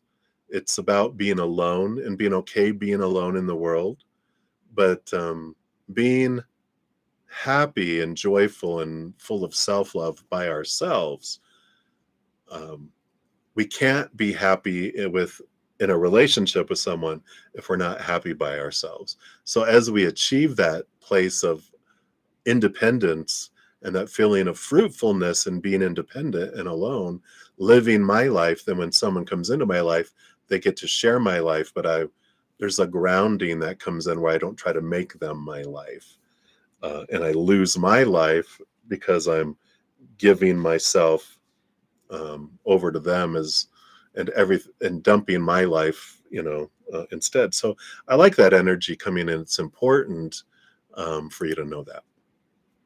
Anything he has to say. Let's see what we got here. You've got the Judgment card. Yep, the higher calling. Here's the seeing things from a higher perspective. And it is this energy. I'm being reminded of all things Aquarius, dating an Aquarius. My first was an Aquarius. And you either get along because you join together in this kind of goal to save the world, because that's Aquarius energy, is help the world, save the world kind of energy, right? Save the collective is that energy. You either join together this or you're, and this energy is like joining together in a calling where you're living your life, I'm living my life, and then we join together to live life this way, right? That's his message, is that find your calling, and what is your heart, where does your heart lead? Because we will join together in that. And that's, yeah, and that's where you guys meet too, right?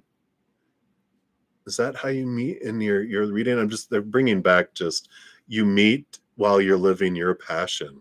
And that's part of what is so great, is because you guys love doing the same thing, that to help the world kind of energy.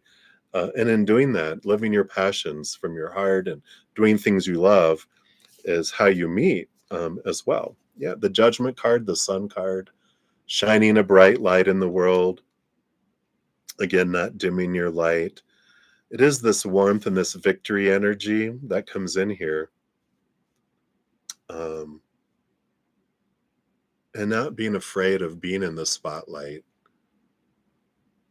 Don't be afraid to stand out and be true to you. Kind of going back to your previous reading with the Seven of Wands, right? That it's about you being true to your authentic self, which is important, because in standing out, that's how you guys meet.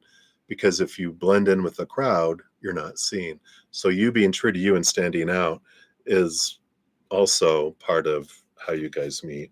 Yeah, and letting go of all the expectations. This is what you both are working on, in letting go of expectations, the supposed to be, the should be's, the need to be's, the have to be's, the must be's. And again, it's like with that stepping away out of expectations, they kind of reiterated that message about get out of your head and into your heart, um, is what they're working on. And they're like, you can benefit from that too, because then we can both be in that place, right? What's he up to now? I feel like that's what they're saying here too, is they're working on those things. They're working on, what is my passion? What is it that I want to do? Really trying to get out of their head and into their heart to try to find out what their calling is too. So you're both kind of in that same energy of going, what is it? What is it that I want to do? Not what I think I'm supposed to do and should do and need to do, but what am I wanting to do, right? So I love that. What else does Spirit have to say? Yep, the Hermit. Again, inward and upward, connecting with Spirit. Again, this Nine of Pentacles and the Hermit card are that same type of energy. Learn to be happy alone, and then you can be happy with anyone, right? Because when you're finding that you are your truest love, right? And that when I find the true love of who I am, then I can find someone who is a mirror of that for me, instead of a mirror of. I like it. So that's what they have. Let's see what your other fortune cookie is. For this one, we'll do the soul coaching. Just put these back in here.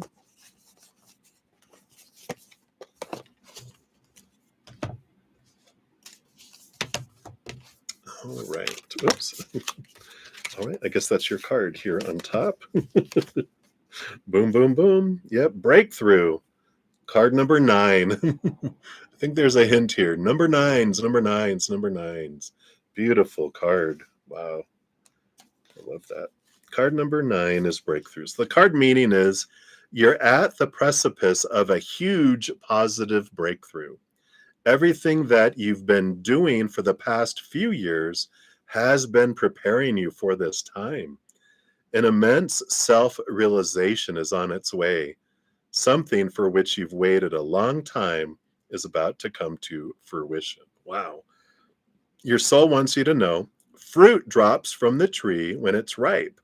Flowers open to the day when the sun rises, and a bird's egg cracks open when it's time. Everything that you've been doing has prepared you for the coming breakthrough. Quit standing on the cliff wondering what you should do. Just jump off, spread your arms, and you shall fly. Not in physical reality. Please do not do that. It's not like, it's not life as usual anymore. Your patience is going to pay off. Old limitations and inner blockages are dropping away. Usually, the thing that keeps you from moving forward is fear. This is truly the time to feel the fear and do it anyway. Wow. The affirmation, I soar into limitless love, light, and joy. What a beautiful, I just need to show that card again. Beautiful, beautiful card. All right. So that is what they have for you, Nelia. So many blessings to you. Thank you again for your multiple donations. All right.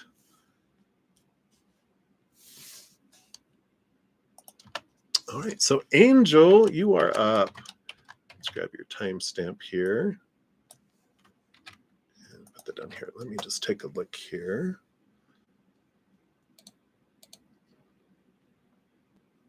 And they were at 12:06. Let me just make sure there wasn't any mention up here.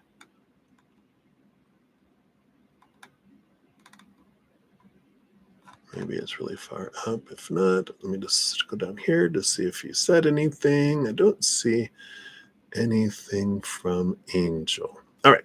So, Angel, thank you, of course, for your donation via the CashApp.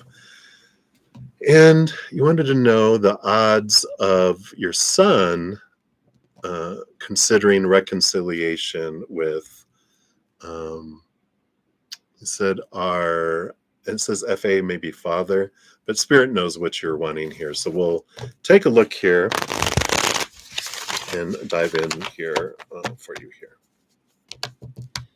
All right. So, Angel, let's take a look here. Based on current energies, tell us about the odds or probability of son reconciliating, making up words now, reconciliation with the father here. Okay, what else can we know about this here? Okay, these three here. Anything else?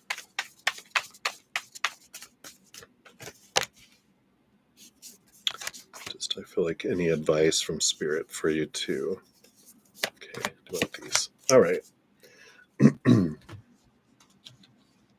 The bottom of the deck energy is the World card, which is a good card. It's a positive card of like victory, success kind of energy. It's also the last card in the Major Arcana, which is the ending of an old cycle, the beginning of a new adventure that is more of a free-flowing type of energy.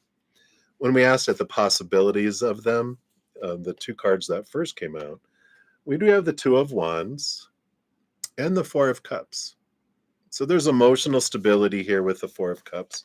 The Two of Wands is a power of energetic choice too. And it feels like it's fluctuating. It feels like it goes back and forth, back and forth, back and forth with that Two of Wands. And there's a bit of planning energy that comes into the Two of Wands too. It's like, I feel like maybe your son has been thinking about how that would look, how that would go. So I feel like it's starting into, at least they're thinking about it. But if you went like, are you thinking? No, the walls would go up, because I feel like they're trying to see how that would look like, how that would feel, what that would entail, the repercussions, and they do, and then but it's not like they like sit down and really think about it. It's like they start thinking about it, get to a certain point, and then retract. They go further and then retract, if that makes sense. Let's see what the energy below that. Yeah, another balancing energy with the Star card.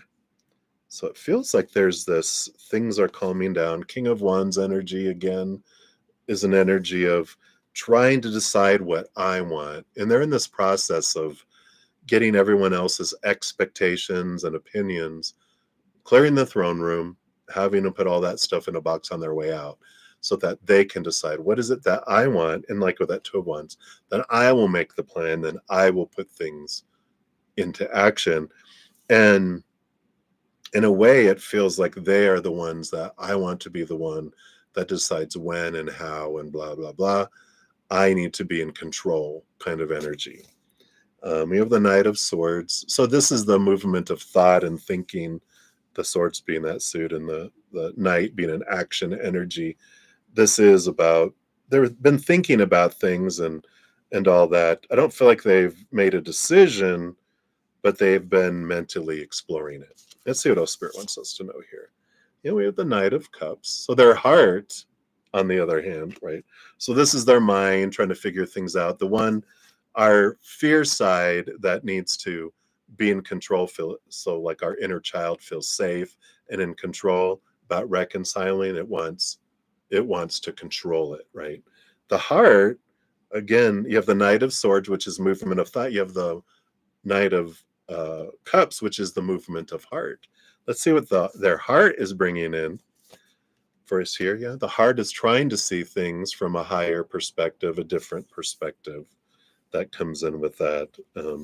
And the Five of Cups. It is some sorrow. It is some low vibration, emotional energy tied to fears, but their heart does want to change. It doesn't like feeling what it's feeling. So it does, and especially the Hierophant being the major arcana number 5, the card of change. The heart does want change. It doesn't want things to stay the way it is. It wants reconciliation. It wants togetherness. It doesn't like being separate. The heart wants everyone together. Kumbaya, unity. We're all part of the same sea, right? The mind is the one that goes, whoa, whoa, whoa. We got rules. We've got ways. I've got fears. Hold on. Don't just be vulnerable. We need to be safe, right? So they are working through some of this here. There is good chances here, especially the World card on the bottom feels like it's moving towards victory. I feel like these are advice of Spirit for you. What can you do? You got the Eight of Wands. Send energy. That's really the only thing that we can do here too, which is when we feel like our heart goes out to a situation or a person, when we feel restricted, like I can't help, there's nothing I can do. I can't force them to reconcile. I can't make them get together. I can't make whatever happen. But what I can do is send the love energy, because like your heart feels tight, right? Towards the situation for your son, your heart aches. And that what a heartache is when our compassion and our love is ignited. Usually, if we can do something in the world, like action of some sort, give money, hugs, do physical stuff, say something, do whatever, then our love energy flows out through that. But if we feel like I can't do anything, it's like turning on the garden hose full blast, but the nozzle's turned off to where the hose, the garden hose gets tighter and tighter because the pressure's building up. That's what happens to our heart. That's where our heartache comes from. We're like, oh my God, what am I going to do? Where we can send love energy to the higher self of everyone involved, the situation, not with intention of fix this or whatever, but just release the love to the higher selves of everyone involved to use this energy how you would. So don't present it to the human characters, but the higher self behind all the human characters. Go here. Here's love energy to use as you would like. And then you, and when you feel it start to tighten up again, release it. Do it as much time as you want, but that's what you can do with this Eight of Wands. You also have the Seven of Cups. There is this energy here, that we've got of allow yourself to feel all your emotions and allow emotions to flow. There's no wrong emotion. Every emotion is what we come here to experience. There's not right or wrong emotion from Spirit standpoint. It's just different emotions with different experiences and different outcomes. So there's no wrong emotion. You don't need to fix what's going on between them. You can allow them to feel what they want to feel. We don't have any idea. We're all little mad scientists in our little mad scientist laboratories, which are doing our little mad scientist experiments. I can blow up things in my own little laboratory. Everyone else gets to blow up things in their laboratory, and it's not my responsibility to go in and fix everyone else's laboratories. we just focus in on what we can do. And I feel like this is important for you to understand that they get to feel what they want to feel. You get to feel what you want to feel. You don't have to act on it, but you can allow your emotions to flow. And because it only takes 90 seconds for an emotion to do its full expression. When we're looping it, that's when we feel like an emotion never ends. But allow the emotion to flow, and then you can question what you want about the emotion. Eight of Cups, yeah. Leave emotions behind that don't serve you anymore. And the Nine of Cups. Yeah, there is a progression here. 7, 8, and 9 of Cups. So it is about growth of your own emotions, growth of your own self-love, realizing that, you can't control other people's emotional choices, but you get to choose yours. And like I said, there's no right or wrong, but if you're like, I don't like feeling a certain way, then I'm going to choose to feel differently. Instead of focusing on the lower vibration, I'm going to focus on gratitude for the higher vibration that can come in with that. So I love that for you. Hopefully that gives you a little bit of hope. The star card is a hope card too, but that they're working things out and that you don't have to feel responsible for everyone else's emotions, that they came here to experience what they want to experience. All you can do now is live by example, express love. You can't control them. Thank God, right? You're not responsible for them. Thank God. You're only responsible for you. And you can come back to that. But again, understandably, our heart does feel for people. So when you feel that heartache, send love, eternal, unconditional love, just to surround the situation. Let it do what it wants to do, and then return to you, right? So hopefully that helps, Angel. So many blessings to you. And thank you again for your donation. Your fortune cookie here. What else Spirit wants you to know here is this one here. And you've got the farmhouse. Card number 17. The time has come for a greater sense of belonging and harmony within and all around you. I love that. I'll give you an update here in a moment, everybody. Hold on.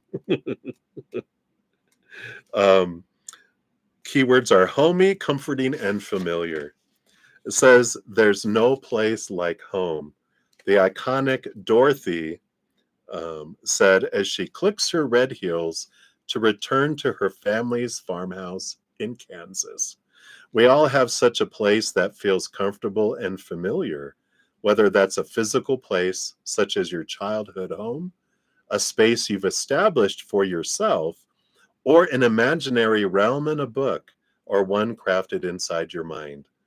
Pulling this card represents this feeling, manifesting in your life right before your eyes. This card will appear when you're on the path towards emotional fulfillment and a greater sense of belonging. It's a wonderful card to receive for love readings as it indicates a warm, supportive, and lasting relationship, the kind of connection that will continue to grow as years go by. In a reading about career, you can expect to find joy and fulfillment in a current position. Any challenges you may have faced are dissolving and balance will be restored. Remember, the first couple cards were all about balance, right? In health matters, it can mean a restoration of energy, more devotion to self-care, or circumstances aligning to experience more downtime. Yeah. So if any of those others resonate, but I feel like, of course, this is focused on the reconciliation. So I love that. Hopefully that brings some hope and some advice from Spirit that can help you on your adventure. So hopefully that is what you needed, Angel. So many blessings to you. Thank you again for your donation. All right. So Delcy and Moonlight, no, you have not missed your readings. So up next we have Sudeshna, and then Jojo, and then Delcy, and then Moonlight. So we're almost there. So hang in there. So we will jump back in. All right. Let's see here. I think I should be able to finish these before I need to head out here. So Sudeshna, let's grab your one here. 56. All right. And here are all of your time stamps. Thank you again for your multiple donations today. All right, so let's give that a love and a like here, since it lets me do that here. You want to know, so T,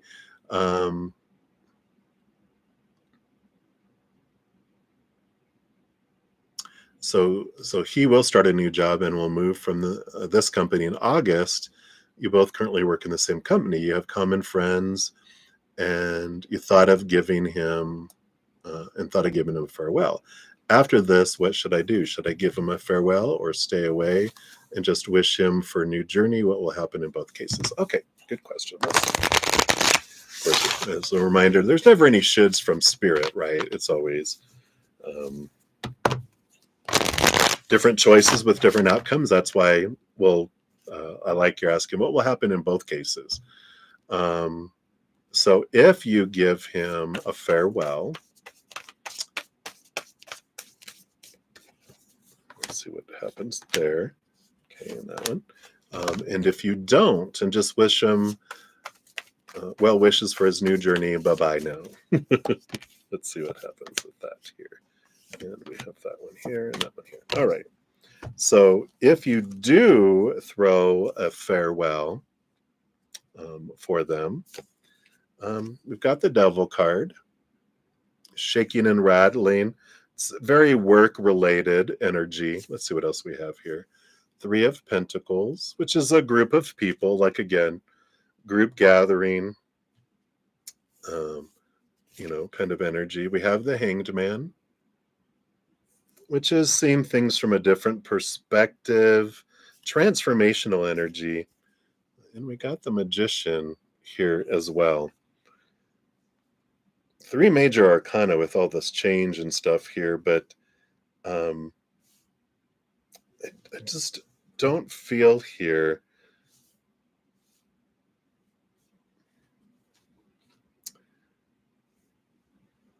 I'm just being drawn into this energy here of the Hangman and the Magician. Sorry, there's a lot going inside my head that's not coming out my lips, so apologies.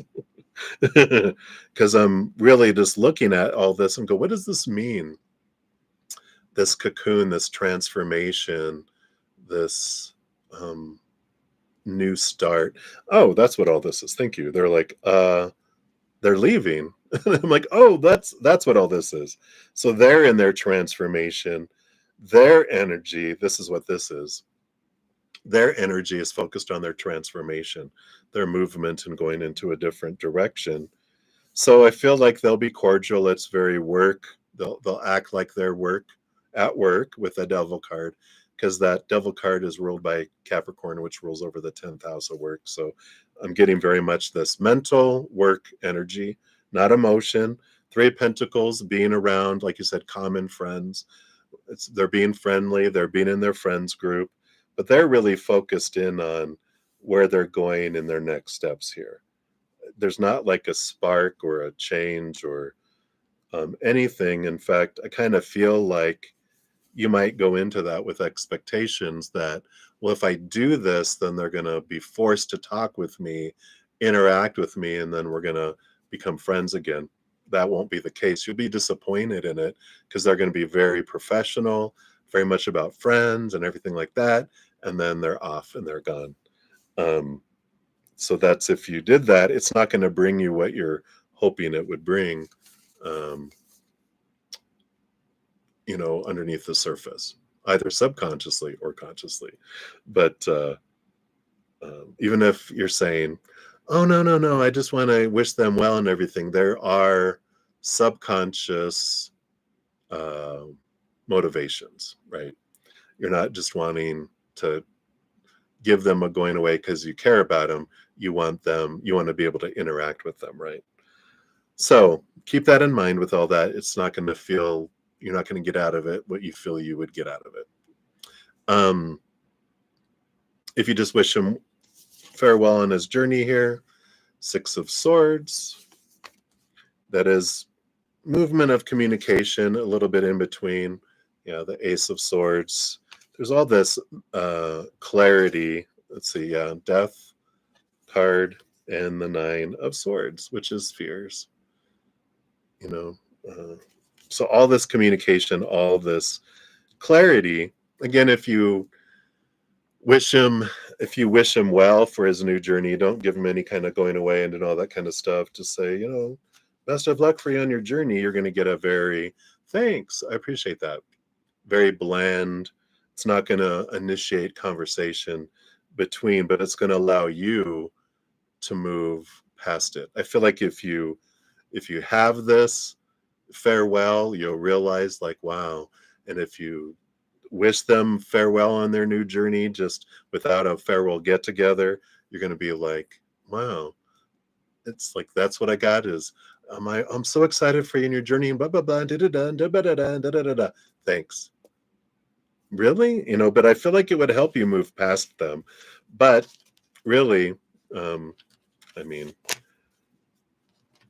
I feel like with the lack of communication and what's going on, you have done way, way more than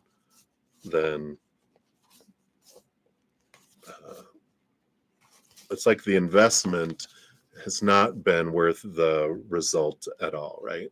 And so it feels like for you, maybe just saying farewell and blah, blah, blah, with no expectations, because you're going to get very little back on that. So I know, Sudeshna, but it is for you. All of this, what feels like coldness from them, is for you. It is to help you move towards something that's so much more for you than getting caught up and swept up into the anchor that's holding you down instead of being freed from the anchor. So hopefully that helps, but that's what they have for you, my dear. So hang in there. All right. And then Jojo, you are up next. Let's grab your additional timestamp here. Thank you for your dual donations. I have that here. All right. And that allows me to give that a love and a like. So let's do so. And let me just move this over here. I think you were asking for a general reading, right? Before you go to sleep. Oh, no, it didn't. Here's number 2. Question 2. If you asked, okay, I asked M if he needs a flatmate. What did he think of that? And what do my guides think of that? I mean, what did he really think of that, right? All right. Of course, your fairy godmother says, no, no, no, no, no. So I just have to add that in. Of course, they are just joking. They support your decisions, but they always like to poke in and have a little laugh with you. All right. So let's take a look here. What did M think of that? What did they really think of that? Okay. All right. And then what do your guides think of that? If you became their flatmate, not just because you asking, right? What do they think about you asking them? No. All right. Yeah. Again, they have the King of Wands on the bottom. It's like you get to decide your journey, right? And I love that. With Spirit, there's no right or wrong choices, just different choices with different outcomes and different experiences, right? So that's a good reminder with that. No, I feel like they already brought that in. So let's take a look here. What did M really think when you asked him that? 5 of Swords. Well, yeah, conflict between head and heart. So the heart going, and the mind going, the 10 of Swords, expectations, expectations, expectations. And the Hierophant, the major card of change and seeing things from a higher perspective. Wow.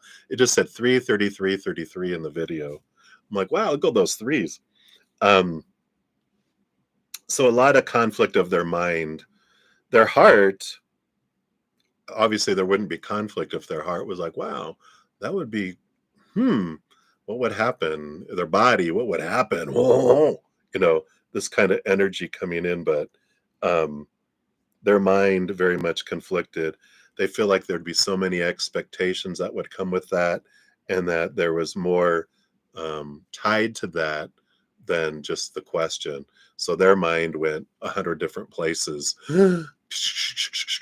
So um, very much a lot of mental challenge with it there. Their heart, though, what they really felt, just sitting in that energy, their heart is like, wow, that would be fun. And then that would be fun, because there might be some intimacy and sorry, I sleepwalked into your room, but it's like, whoa.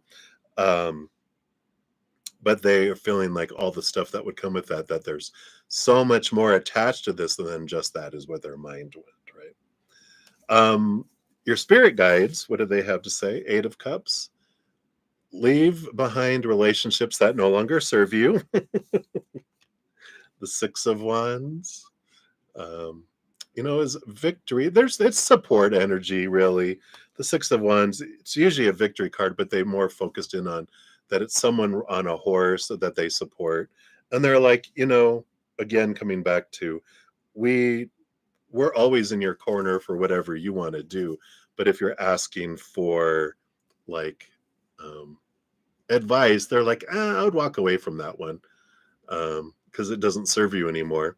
The emotions doesn't serve you anymore. But we'll support whatever you do. We're all here for your adventure. It's like the puppies in the back seat on the ride. They don't care where you're going, as long as they're along for the ride. And so they're just very happy with that. Got the Page of Swords, which is, of course, look at things from a higher perspective. And the Page of Wands. Yeah. Different energy. I feel like they're saying there's more for you out there with the Page of Swords and the Page of Wands. There's like, this is like low vibrational, like there's higher vibrational stuff out there for you. So since I like that because they're saying, oh, adventure is adventure is adventure. But if you're wondering, like, what's the easier path? What's the path that is more supportive for you? They're like, that's not it. But they won't judge you if you choose it because they're just like, well, we're only telling you because you asked. Otherwise, they're hanging out the window, their tongues flying in the wind, the little puppies going, well, we're on for the ride. And you're like, what? You ask them a question, they come in and go, what? And they're like, oh, well, if you want to go that way, if you want to go somewhere, but do what you want. We're here for the ride. Back out the door they go and hanging out the door, tongues flapping in the wind. I love that. All right. And then since this is your second one, they'll do your soul coaching oracle here. Let's see what they have here for you. All right. And you've got Delight. Ooh, card 14. That beautiful celebration here. Looks like something that would come out for this Lamas Oracle, some sort of celebration and feast. Let's see what we have here. So the Delight card meaning says, clap your hands with joy and let your inner child play. Be silly or play hooky and take a day off. This isn't the time to buckle down and get to work. This is when you should be madcap and spontaneous.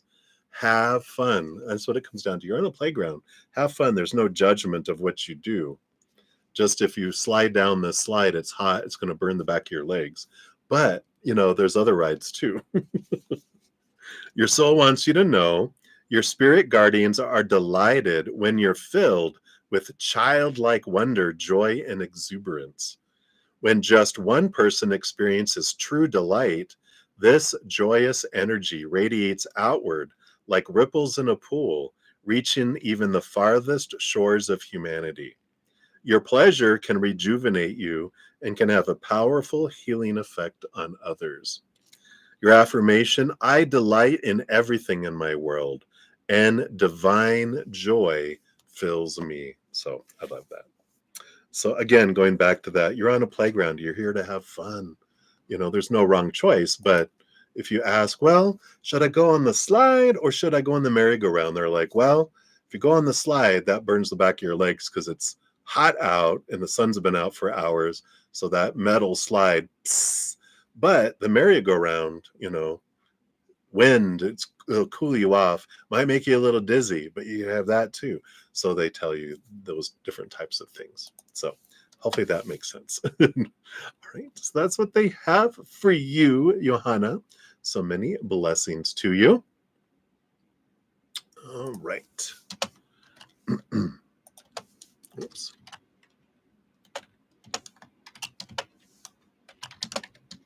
All right. I think we're good there. All right. So, Delcy Joy, you are up next. Let's grab yours here. All right. So, thank you for your donation via the CashApp and Energy relocating outside the US. Yeah. So, I saw that in here. You asked about moving to Portugal, Mexico, or Colombia, and the energy around that. So let's take a look and see what they have here.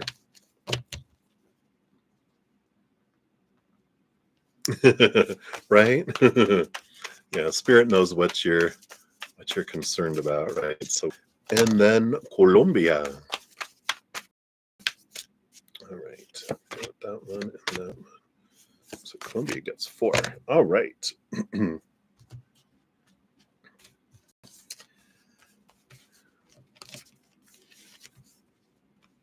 Bottom of the deck, it's good just to kind of look at it because you have the 3 of Swords. You also have the 3 of Pentacles. And it's a good reminder that no matter wherever we go, there we are. And of course, if I focus in on my fears and expectations, I'm going to experience that. If I focus on gratitude and what I have and what things are, then I experience that. So no matter where you go, it's not really location that impacts your experience. It's you, because wherever you go, there you are. So when you move there, whatever you focus on is what you draw in, right? So if I fear safety and affordability and quality of life, I'm going to get what I fear. And if I desire something, I'm going to push it away. But if I have gratitude for what I do have and have had, right? We talk about this, right? That draws in things that match that. So I like that important energy just underneath. It doesn't matter location, location, location. It's what we believe and what we experience, because we don't see the world as it is. We see the world as we are. So like someone can be somewhere and experience life. Oh God, it was horrible. And you were like, what? I loved it, because we were in a different space than that other person was, right? So it depends on you with all this. But overall, outside of that, well, the energy coming in here. For Portugal, you've got, ooh la la, lovers. All right, they can stop. We know you're going to Portugal. No, I'm just kidding. You also have a rebirth with the death card, death and rebirth, and the Page of Cups. So love, love, love, love, love here, and joy and happiness. Portugal. Wow. Very, very vibrant energy there. Do I need to look at the others? You're like, decision made, but let's just hear the others anyway. Mexico, you do have the Hierophant. The major arcana number 5. It feels like that's a huge time of change for you here. It is a new adventure too, leaving behind old expectations. 4 of Pentacles, kind of a solid, more safe feel, um, it feels like the safe choice. Like it's something that like, well, I know this. Like, well, meh, it just feels, yeah, it would be a new adventure and it would be a change, but I almost feel like it's the safe, boring choice for you. All right, I gotta say it like they're telling me. Colombia, 10 of Wands. Ooh, all right, let's take a look at that. It's a lot of energy. Let's see if that's burden or harvest. Well, you got the King of Pentacles too. So it can be abundant. I feel like there's a lot more energy invested in that. You have the Hanged Man and the Six of Pentacles. Feels like financially that Colombia almost feels like it takes a lot more effort with the Ten of Wands, but it feels like the outside world, like you're talking about affordability and retirement. I feel like Colombia brings you a lot of that. So Mexico feels safe. Colombia feels like financially secure. Maybe it's the cost of living is different there. But when you're talking about quality of life, it feels like, Portugal with this um, rebirth and this heightened emotion and love energy that comes in, right? Um, so, we can have money, but if I don't have quality of life, it's not really bringing me quality of life, right? Um, if I feel safe and, you know, that's funny that they came out quality of life, safety, and affordability in retirement. That's exactly as they are. Portugal, Mexico, and Colombia. So I don't know. If you haven't been to Portugal, then it might be an idea to take a vacation, go check it out, see what we have going on there, right? All right. And then let's pull your fortune cookie here as well. You've only been to Mexico. That's what I said too, didn't I? I knew it. It's like that feels familiar and safe.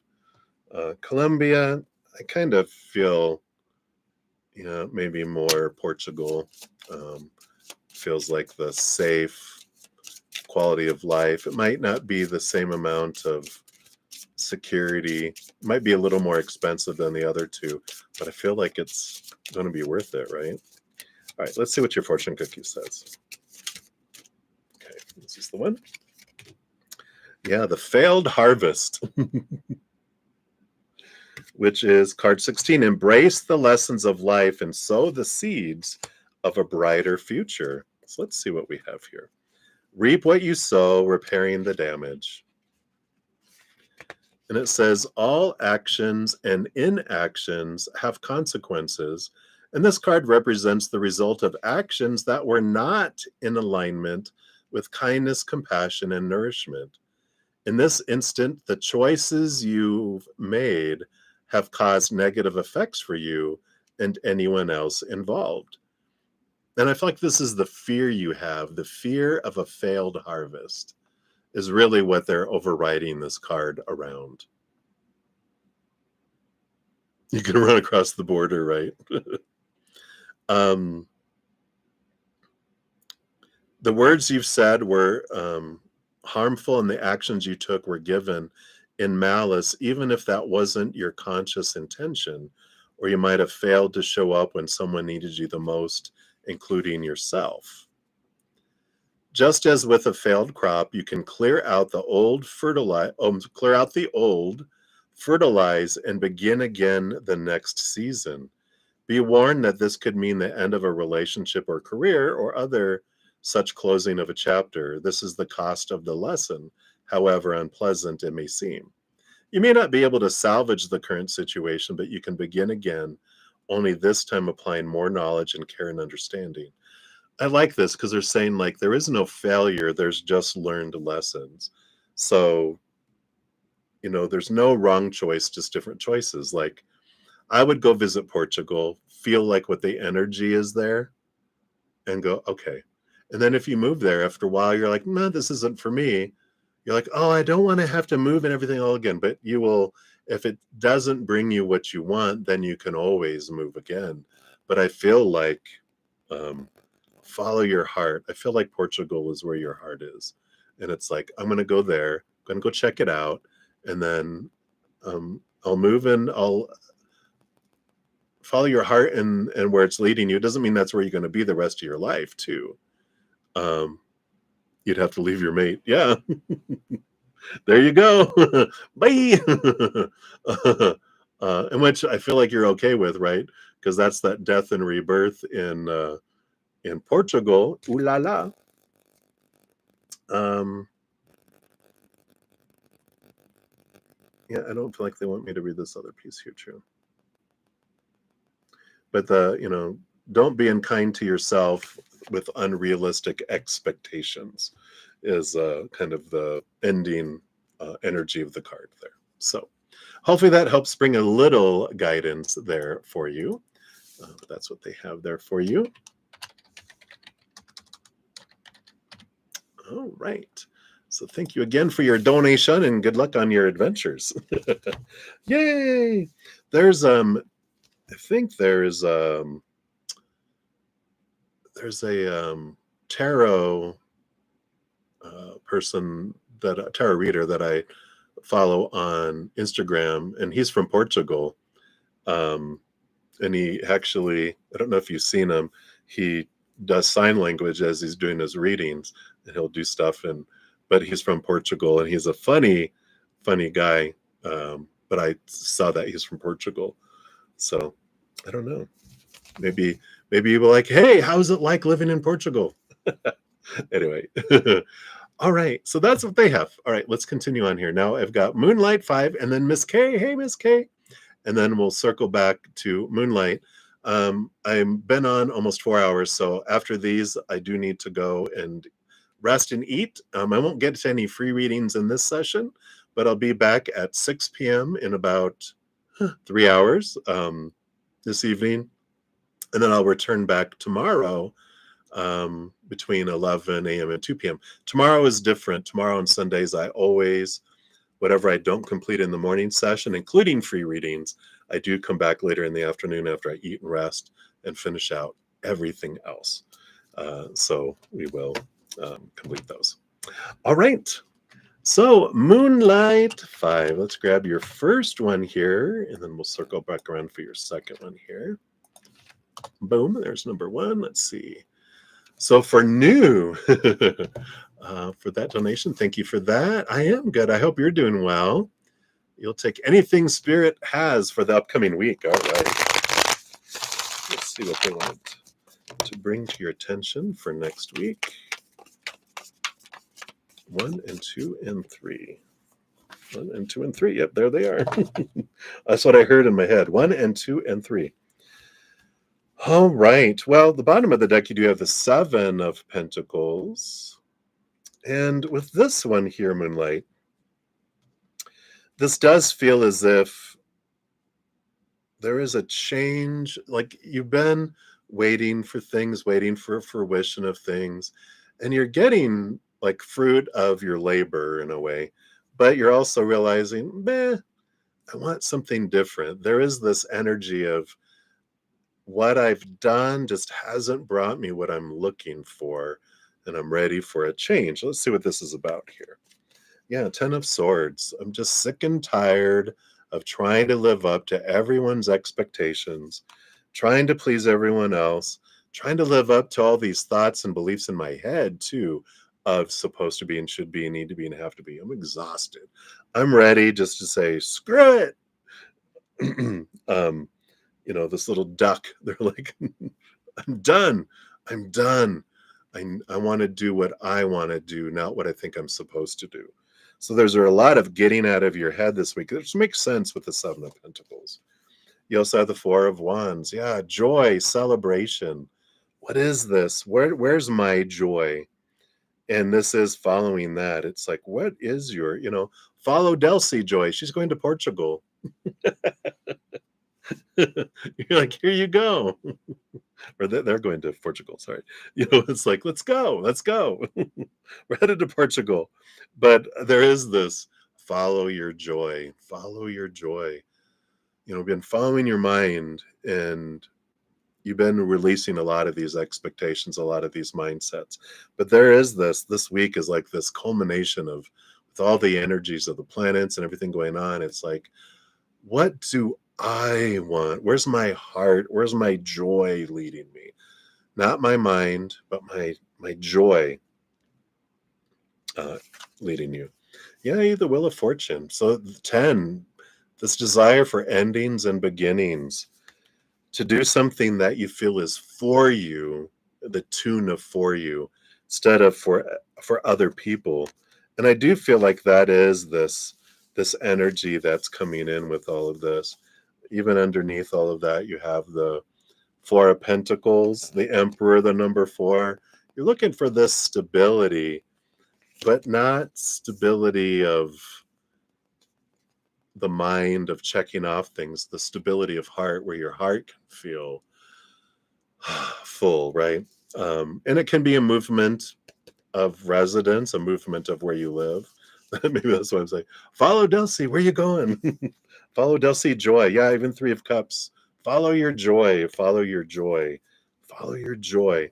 And there's a difference between following your heart, which sometimes can have the mind behind it whispering, going, the heart wants this, when it's really the mind saying this is what your heart should want.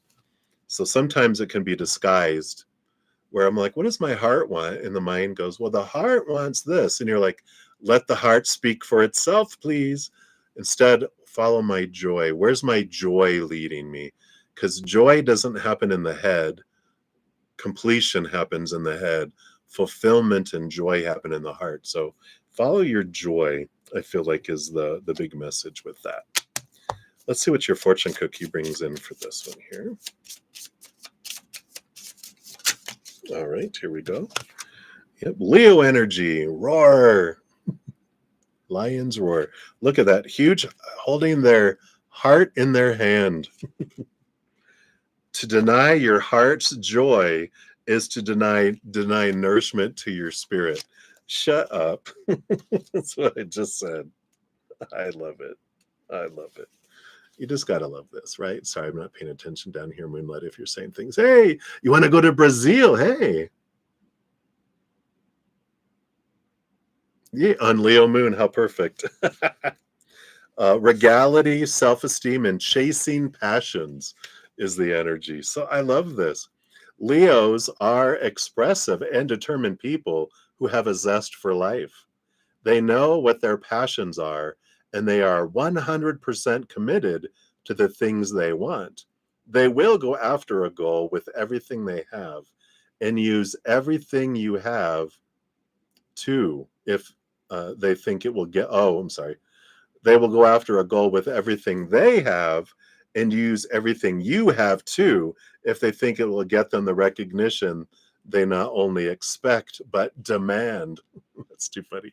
You're like, that's me. The biggest threat to Leo's existence is the idea of living life small. Leos believe in greatness and aren't content with being merely good. They must be the best, or they won't feel fulfilled. You've pulled this card to borrow some of Leo's regality and self-esteem. Leos do not believe in being seen but not heard. Yes, exactly. They are masters of self-promotion who will roar until they get their point across. Then they'll roar some more just for good measure. Your situation requires the same level of self-assuredness and self-love.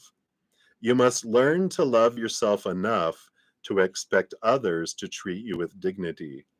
There's no need to be mean or rude, but everyone deserves to be treated fairly. And sometimes you have to remind people that you will not be taken for granted. Wow. Furthermore, Leo guides you to chase after your passions without delay. The things you desire are not by chance or flights of fancy. Leos rule the heart, and to deny your heart's joy is to deny nourishment to your entire spirit being. Wow. Wow. This, with everything we had before that, with this, with what you have going on, so perfect for you. So there you go, Leo. I love that. So boom, boom, boom. That's what we have for you, Moonlight. So that's for number 1. We will circle back around here for number 2 here in a moment. I'm excited. Here we go. All right. And then Miss K, you are up. Let's grab this one here. You're going to the woods tomorrow working out. That's fun. All right. So, Miss K, let's give that a love and a like. Thank you so much for your donation. And you want to know, is your Taurus co-worker talking about you to his sister? Oh, okay. Let's take a look and see what's going on here with that energy there. All righty. So let's tap into Taurus. Are they currently or have recently talked to their sister about you? All right. Energies here. Anything else here? Oh, this one. Okay.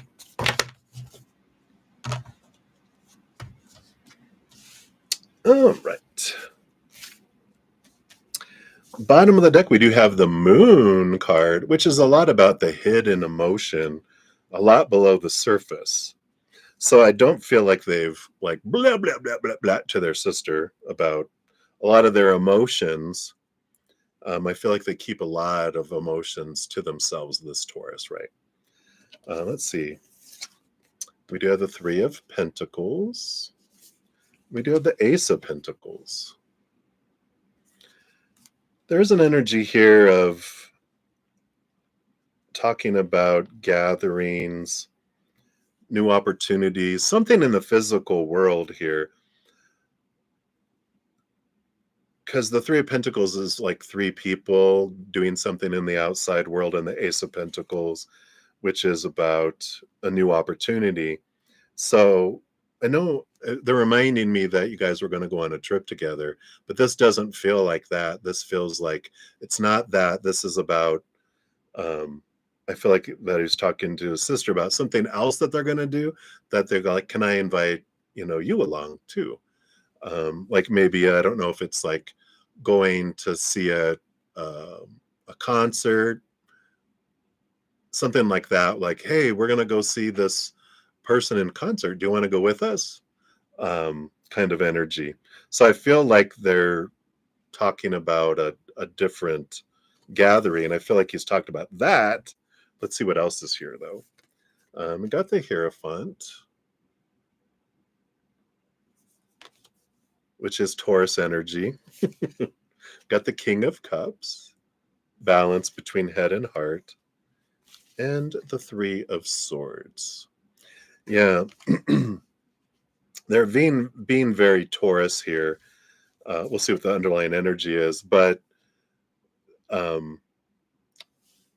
they tend not to talk about relationships, this Taurus, with other people, because it's funny. They feel like they curse it. If I talk about it, I curse it. Because the Three of Swords is expectations equal disappointment, but it's a disappointment energy. It's like when I've talked about someone that I think is awesome and a great fit for me in the past, it always ends up. So I feel like, yeah, literally as the tower, a bird falling and crashing, they suddenly get moved out of my life. So it's not that they're not talking about you out of like because they're ashamed or they're etc. Or that they're like don't care or any of that. It's because they do. They're like, I feel like I curse it. I talk about someone and then it ends up spiraling down and blows up afterwards. So with that Moon card and with all that energy, I feel like they really keep it more to themselves. So it's kind of unspoken. But the sister knows. The sister's like, because the sister knows when he's keeping things to himself. It's like, oh, okay. I'm not gonna push it. His sister's funny. I'm not gonna push it, but it has her little eyebrow up. All right, let's see what else they have here for you regarding this with the fortune cookie here. You got the bushels of apples. Maybe apple picking is what they're talking about. Card number 3, invite your truth forward and invoke the power of healing, growth, and the true essence of who you are. I like that with the 3 of Pentacles, because the 3 of Pentacles came up about being true to your authentic self too.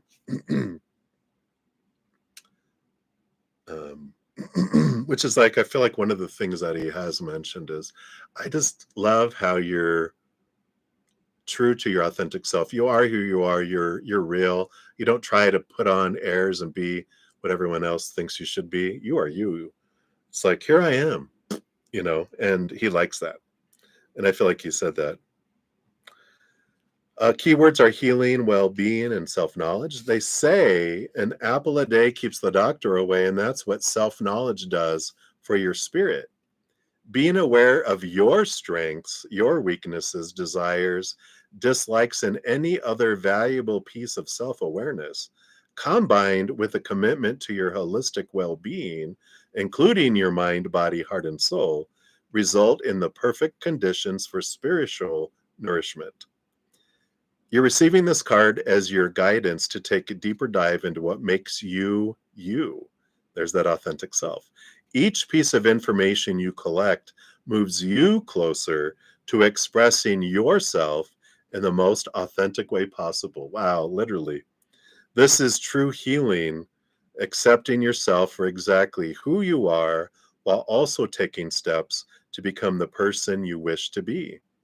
Healing is less about overcoming or moving on and more about embracing, allowing, and celebrating the ridges and curves of your being. No two apples are the same. There are sweet ones and sour ones, big ones and crabs, green, yellow, red, and mixed. You don't judge an apple for being different from the others, so why should you judge yourself for the same? If you've been struggling to move forward in any way, whether that's in a relationship, a goal, having more time or freedom, or any other manifestation of your deepest desires, pulling this card is your encouragement to allow more of yourself to show. You won't find what you're looking for by denying yourself, because it's your uniqueness that will allow the bruises to heal. Wow. I love that for you, Miss K. So hopefully that brings you what you were needing there. So many blessings to you. All right. And then lastly, but not leastly, we're circling back around for you, Moonlight. So let's grab your correct timestamp here. So here are the 2. And just let everyone know, this is the last of my readings for this session. I'll be headed off here to go eat and relax a little bit and recharge before my 6 p.m. This evening. I did not get to any free readings in this session, but I'll talk about more of that as I'm closing here. All right, so Moonlight, thank you for the black kitty. I got a couple of black kitties in this session. I love cats. So thank you for that. And has H been thinking about you after your talk today? What is he thinking about you? All right. Let's take a look here. So what has H been thinking about you after your talk today? Okay. H. Okay. And okay, what is he thinking about you after your talk today? What is he thinking about you? Or were you asking like feelings, right? I think is what you were wanting to know. All right. I love it. On the bottom of the deck, there you are, the sun, the Leo energy that rolls over, the sun that rolls over Leo energy, right? So they definitely saw you as a Leo for here as well. So you've got the 2 of Pentacles. There's this balanced energy that comes in here. They're seeing you in kind of going back and forth between looking at 2 things. Got the King of Wands. What is this energy of indecision? And that is that balancing, going back and forth. They're kind of undecided of what they think. They see one side and they see another side too. Oh, if you're right with this one, yeah, right. Um, and the Four of Cups, this balanced energy here too. Four of Cups, and it is an interesting energy here. Like they're thinking, they're weighing out things in their head, and this Four of Cups is saying that they don't want to have what they've always had before. That's like a boredom, emotional boredom, and not really wanting to repeat what they've had before, and that's why they're weighing out. On one side of the scale, they have all that stuff they've had before, you know, um, and then they have you on the other side of the scale, and they're trying to weigh how different you are from what they've had before, and it's that weighing, it's that going back and forth. So I don't feel like they've come to any conclusions. I just feel like they're gathering data. Are they like a Gemini or a Virgo, Capricorn, air sign? I just feel like analysis paralysis kind of energy. Let's see what their emotions are here. They do have the Judgment card, seeing things from a higher perspective. The Devil card, yeah, it does feel Capricorny energy, and the Queen of Wands. So they do see here, again, their mind is really controlling a lot of the analysis of their emotions. They're trying to see things from that different perspective. Again, that judging kind of energy you know, of that kind of feels almost justice card energy. But the Queen of Wands does show here with the Queen of Wands is that Leo fiery energy. So they do see you as someone who is passionate. He's actually a Libra. Yeah, that makes sense. So, they are really trying to figure things out through their mentalness, but they do see your passion, and that's one thing that they do like here. Um, with all this brightness, they like your fire, and that's something that they like, but they've also been burned by too much fire in the past. So that's where they're kind of judging and trying to just figure things out of, they like people who are strong and fiery, but they've also experienced people who are too much fire that have burned, quoted like burn them in the past, meaning it's a phrase that is about being taken advantage of and poorly treated by people with too much fire. Um, to the point, like when we read the Leo, right? It's like we don't have to be rude and condescending and blah blah blah, which too much fire can do that, right? But I feel like they're still weighing it out, and they do have like there's this attraction energy that's there, with the Queen of Wands too. So, but I feel like their emotions, again, they're air sign, even though they roll over the house of relationship, right? Libras, um, they're very much protect their heart because of being burned in the past. So, there is that, um, which is very air signy anyway. We more analyze our emotions through the mind. So, but I feel like um, they're just in that data gathering phase right now. Let's see what the soul coaching, your fortune cookie for this one comes in here. Oops. Nope, none of those. All right, let's try again. All right, there it is. This one on top. And yeah, look at that. Go boom. Inspiration. Look at that sun shining down on the birds. Inspiration, card number 29. So be open to divine inspiration. You inspire others. Immense creativity, motivation, and energy are expanding in your life. And your soul wants you to know life without the fire of new ideas is dull and separates you from all that's sacred. Creativity and inspiration are, in fact, receptivity, being open to the Creator.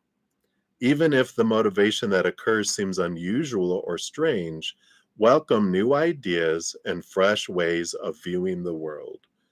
Open yourself to the deep flowing wellspring of visions, ideas, and intuition that dwell within you. Through the morning mists, the golden light of sunset, the wind in the trees, and the gentle thoughts at the edge of your mind, let the Creator's wonderful ideas stimulate, enliven, enrich, and revitalize you. Affirmation: I am receiving divine inspiration right now. So I like that. And even talked about going out into the forest. Go out into the forest. So hopefully that helps. Yeah, you are very welcome.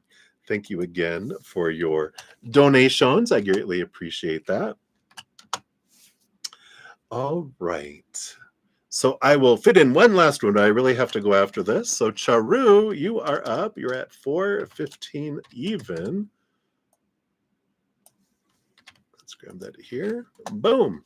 So thank you for that. But this is absolutely the last one. I do have to go eat and head off here since I've been on for over 4 hours and my balance is 3 hours. Oh my gosh. I know. I better behave. I'll be put in timeout. All right, Charu, you'd like general guidance. Let's see what Spirit has here for you. So general guidance for you. What would Spirit like you to know? I got 1 and 2 and 3. All right. And the bottom of the deck. All right. So the bottom energy here, Charu, you got here the King of Cups, which is about balance between head and heart. And so there is an importance here. Like there's this battle going on. Your mind is pulling you one direction, your heart is pulling you another direction. This is about aligning this energy here and allow both to have like a seat at the table to share what your mind wants, but your heart, which is usually the one that's bullied and quieted down by the mind, it's like giving the heart a chance to speak too. Let's see what else is coming in here. Yeah, Page of Swords. This is about gaining clarity, seeing things from a higher perspective, getting out of our human, because our mind will generally go into the small t truths that are rooted in fear. This is about the supposed to be and should be and need to be and have to be. And all these opinions usually drags us into fearfully doing things because we are afraid of rejection, the fear of rejection, the fear of failure, the fear of being left behind or abandoned, right? That's a big piece of what drives us.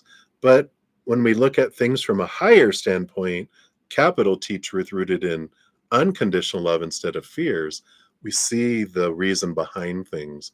We can step out of defining ourselves by actions and non-actions or words or silence in the outside world, defining us and go, wait a minute, what I get to choose what this means about me. So there is this clarity of story of what's going on in your life, of what you're wanting guidance around coming in here. Yeah, the Four of Pentacles, which brings us an energy of realizing when I define myself by the outside world, I do feel unstable because my self-worth really is designed to come from my capital S self. But we're taught as humans, define yourself by 3 buckets: relationships with humans, situations, and things. The whole thing about that, though, is all those things are unstable. People change, people walk away, people pass away. So relationships with humans are unstable. If we define ourselves by them, then we're unstable, feel unstable as well, right? Situations like jobs and education, social status, whatever situations we can get into, ever changing, again, unstable, as well as things, our bodies, our bank accounts, possessions, they break down, they blow up, they deteriorate, they're stolen, right? All that unstable things, eventually we get tired of feeling unstable. We get tired of our, instead of feeling priceless, which we find when we go inward and upward, we feel like we're on the clearance rack all the time, right?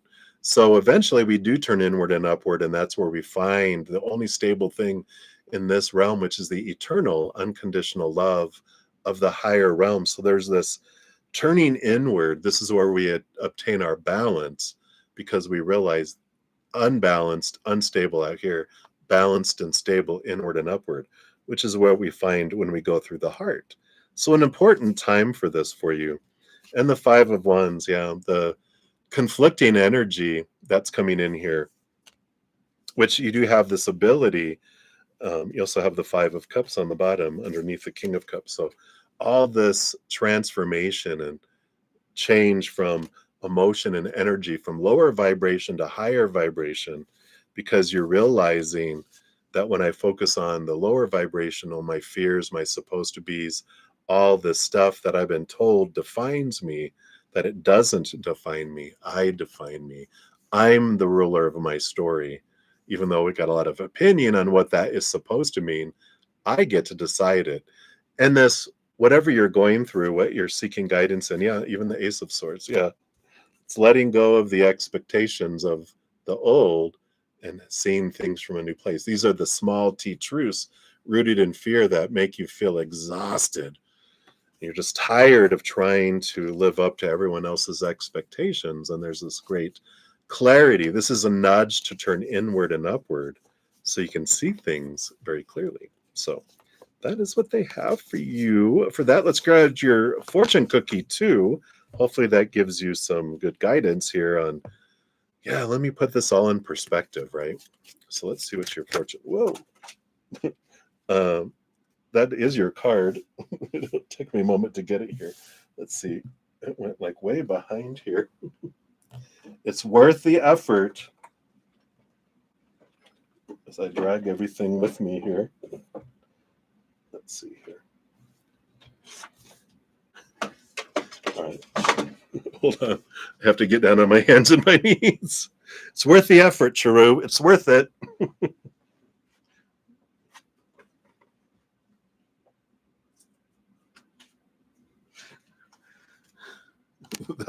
that went flying. Oh my gosh. All right. Let's get back here on camera here. All right. Woof. See, it's worth putting in the effort. So you got collecting seeds. Card number 6, remember that what was once planted has grown and now it's time to sow new seeds. Ooh, I like that. Let's see what else it says here. So the key words are developing a successful future, reinvestment, and saving. So collecting seeds is a critical step in maintaining a thriving garden year after year. Of course, you could buy seeds at the start of each growing season, but there's no need with a bit of thoughtful planning and a small amount of effort. Here, it's worth the effort. Collecting seeds appears when there is a need for more planning, mindfulness about your future, and investing in your long-term growth. All too often, there's a significant push to achieve one singular goal, and once you've done so, you're left wondering what comes next. How do you build upon the success you already have? You're being asked to look ahead to gain clarity about where your life is heading from here. Where's your life heading from here? Sorry, my voice went away. Receiving this card is a sign that your current growing season is coming to a close. Naturally, there are some things that will remain in your life for years and require less effort as time goes on, while other things will reach their natural conclusion and make space to plant new ideas and pathways to achievement. Don't wait until your next growing season to figure out what to grow, or you could miss the next harvest altogether. Ooh, some good clarification on what do you want to grow in your life, right? A lot of that letting go of seeing things from a different perspective. Let the old go, plant some new, right? So hopefully that helps, Charu. That's what they have for you. So many blessings to you. Thank you again for your donation. And thank you guys so much. I know I've been on for almost 4.5 hours. Where's my balance? I know we'll get back into balance, but that is it for this session. I'm sorry I didn't get to any free readings in the session. I'll be back tonight from 6 to 9 p.m. And then tomorrow, 11 a.m. to 2 p.m. Tomorrow, Sundays are different, where whatever I don't complete in the morning session, I take a break, eat, rest, recharge, come back in the afternoon and finish out all readings, including free reading. So if I didn't get to your free reading today and you want to try tomorrow, for sure we'll get to it. You can try tonight too. Like last night, Friday night, we got to everything in the 3 hours, but I didn't get to any free readings in this 4+ hour session. So apologies. All right, everybody, I'm outie. Remember, as you're going through your adventure, that every second of every day of your life, you truly are eternally and unconditionally loved by the Mother and Father of all things, our Creator. And of course, I love you too. So until I see you again, much love. Hang in there. Take care of yourself.